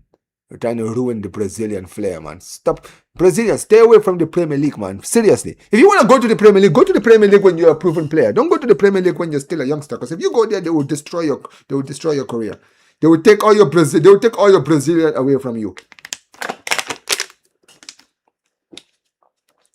The problem is majority of them go to big clubs rather than going to Ajax and decent clubs like that. That is also true. That's also true. I feel like sometimes, like, someone like Anthony. When Anthony was at Ajax, he was smart. He went to Ajax instead of cooking over there. He should have never gone to Manchester United. This is why I said don't go to the Premier League. If Anthony, in the momentum that he was at Ajax, went to a Barcelona even around that time, because he was so good that he was actually being linked to us. And it wouldn't have even been crazy to see Anthony at Barcelona around that time. If he had caught that momentum and joined Barcelona, he could have been one of the best. Like, you look at Rafinha right now, he could have been as good as Rafinha if he still had that confidence. But when you look at Anthony now, his confidence was killed in the Premier League. They killed his confidence stone dead. That's why when he went to Real Betis and started cooking, because he went to Real Betis and he was playing for a club that actually believed in him. That's why he started playing well again. I'm sorry, but I'm here watching. Hey, listen, man. Game is game. Game is game. I'll hit watch for you, right? Mission failed. You won't get us next time. So it is what it is, right? But it is what it is. Canada clears of USA, bro. Hey, listen, man. Put the fries in the bag, man. Because the Canadians beat Qatar yesterday. Congratulations, you beat Qatar. Yeah, you beat Qatar, bro. Where was that energy when you played Bosnia? Oh, yeah, that's right. And by the way, Canada haven't even qualified yet, so hold that. Canada in an easier group than the USA, and they haven't qualified yet. We've already qualified after 2 games. Hold that. We have Yamal. We don't need Estaval. Dude, I am greedy. I want both. Talking about we have Yamal and we don't need Estaval. Bro, give me Yamal and Estaval. The streets will be finished when we get those 2 guys. I promise you, Canada versus USA, we're beating you guys. Put the fries in the bag, okay? Put the fries in the bag. Man like Pochettino is cooking now. Hold that. Canada is stronger than this USA team. Remember 6-0 against Qatar. Bro, let me tell you something. Australia would beat Qatar. Okay? Australia would cook Qatar. Paraguay would cook Qatar. Turkey would cook Qatar, man. Get out of here with this whole Qatar thing, bro. Qatar, bro. Qatar, bro. Like, USA would batter Qatar. Get out of here, man. What is this? What was this energy when they drew against Bosnia? Bosnia, bro. Where was this energy when they drew against Bosnia, bro? I think Esteban will sign for Barcelona in the coming years. Potential Rafinha replacement. Interesting. Bro, he's on a death row contract right now, man. Yeah, dude, I'm not gonna lie. That was a nasty injury, man. Nasty, bro. Nasty, man. Listen, man. I hope he does well. I'm sure his World Cup is basically over now. But yeah, man. Hopefully, I mean, he's a good youngster. Like he's been highly rated. Hopefully, things. Hopefully, his career, remains the same. Hopefully, man. But it's a bad injury. It says Real Madrid's business is is on panic mode. None of them make sense. I'm not afraid. That's exactly what I'm saying, man. Don't worry. You and Jonas are my favorite creators. I know you guys have sense.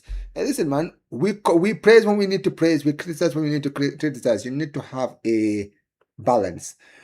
We missed out on Puri, man. He's good. Yeah. You're not always gonna get your targets. They rush into moving the big clubs too early. True.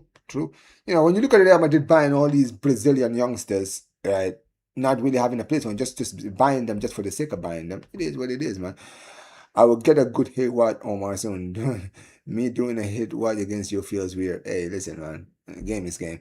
Listen, you can do the hit watch when we broke up a good team. When we broke up a good team, you can hit watch then. Give me Yama, Estaval, and Vinny. You know what? I would take Vinny just to piss off Will, man. Do you imagine Vinny in a Barcelona kid, bro? Oh, the shamelessness I'm going to be on if Vinny joins Barcelona will not be for the faint of hearts. I don't even like Vinny. I don't like Vinny. Would I want Vinny at Barca? That would be very interesting because stylistically, I think that what we need right now is a left wing. I mean, I know Rafinha is in the team, but I'm not going to lie, bro. Like, having a Vinny on the wing with Yama on the right. Hey, listen, man. Listen, man. Listen, man. Hey, listen. It is what it is. It is what it is, man. Anyway, let me read your last few chats before I do close out, man, because I do have to go. I don't have much time. Give me Yama, Esteva, and Mbappe. Yeah. Mbappe, put the fries in the bag. I'm good on Mbappe, bro. Me and my friends would batter Qatar. I hit Canada also. Ethan, where you from, by the way? Where are you from? Yeah, he's saying Mbappe, man. Nah, man. Yo! Big up to my guy here, man. He says, shout outs to everyone in the chat, including Omar Talks Barcelona. Keep up the good work on the channel. Appreciate and shout out from the South Bronx. Yo, big up to you, man. Big up to you every single time, man. It says, South Bronx, brother BKL Contreras, aka Sports Entertainment Guy. Yo, big up to you every single time, man. Big up to you every single time. Listen, guys. We're going to be closing out now, guys. I'm going to be getting out of here, guys, because I do have some stuff I do have to take care of, guys. So it is what it is. Unfortunately, guys, no more watch-alongs today, but I'm going to see, man. What games do we have coming up tomorrow? Do we have any good games coming up tomorrow? I might do a watch-along if I have time. Let's see. What games do we have coming up tomorrow, chat? So tomorrow we have Cote d'Ivoire versus Germany. You know what? I might do a watch along for that because it's an African team. So I might do a watch along for the Germany Cote d'Ivoire game. Hopefully, Cote d'Ivoire, you do the job, man, because we are representing Africa, man. So tomorrow I'm back to my African roots, man. So Cote d'Ivoire, man, tomorrow, you know the mission, man. Win and we're in the round of 32, man. But guys, big up to every single one of you guys. And always, yeah, man, listen. You need to worry about qualifying for competitions right now. It says Netherlands versus Sweden. You know what?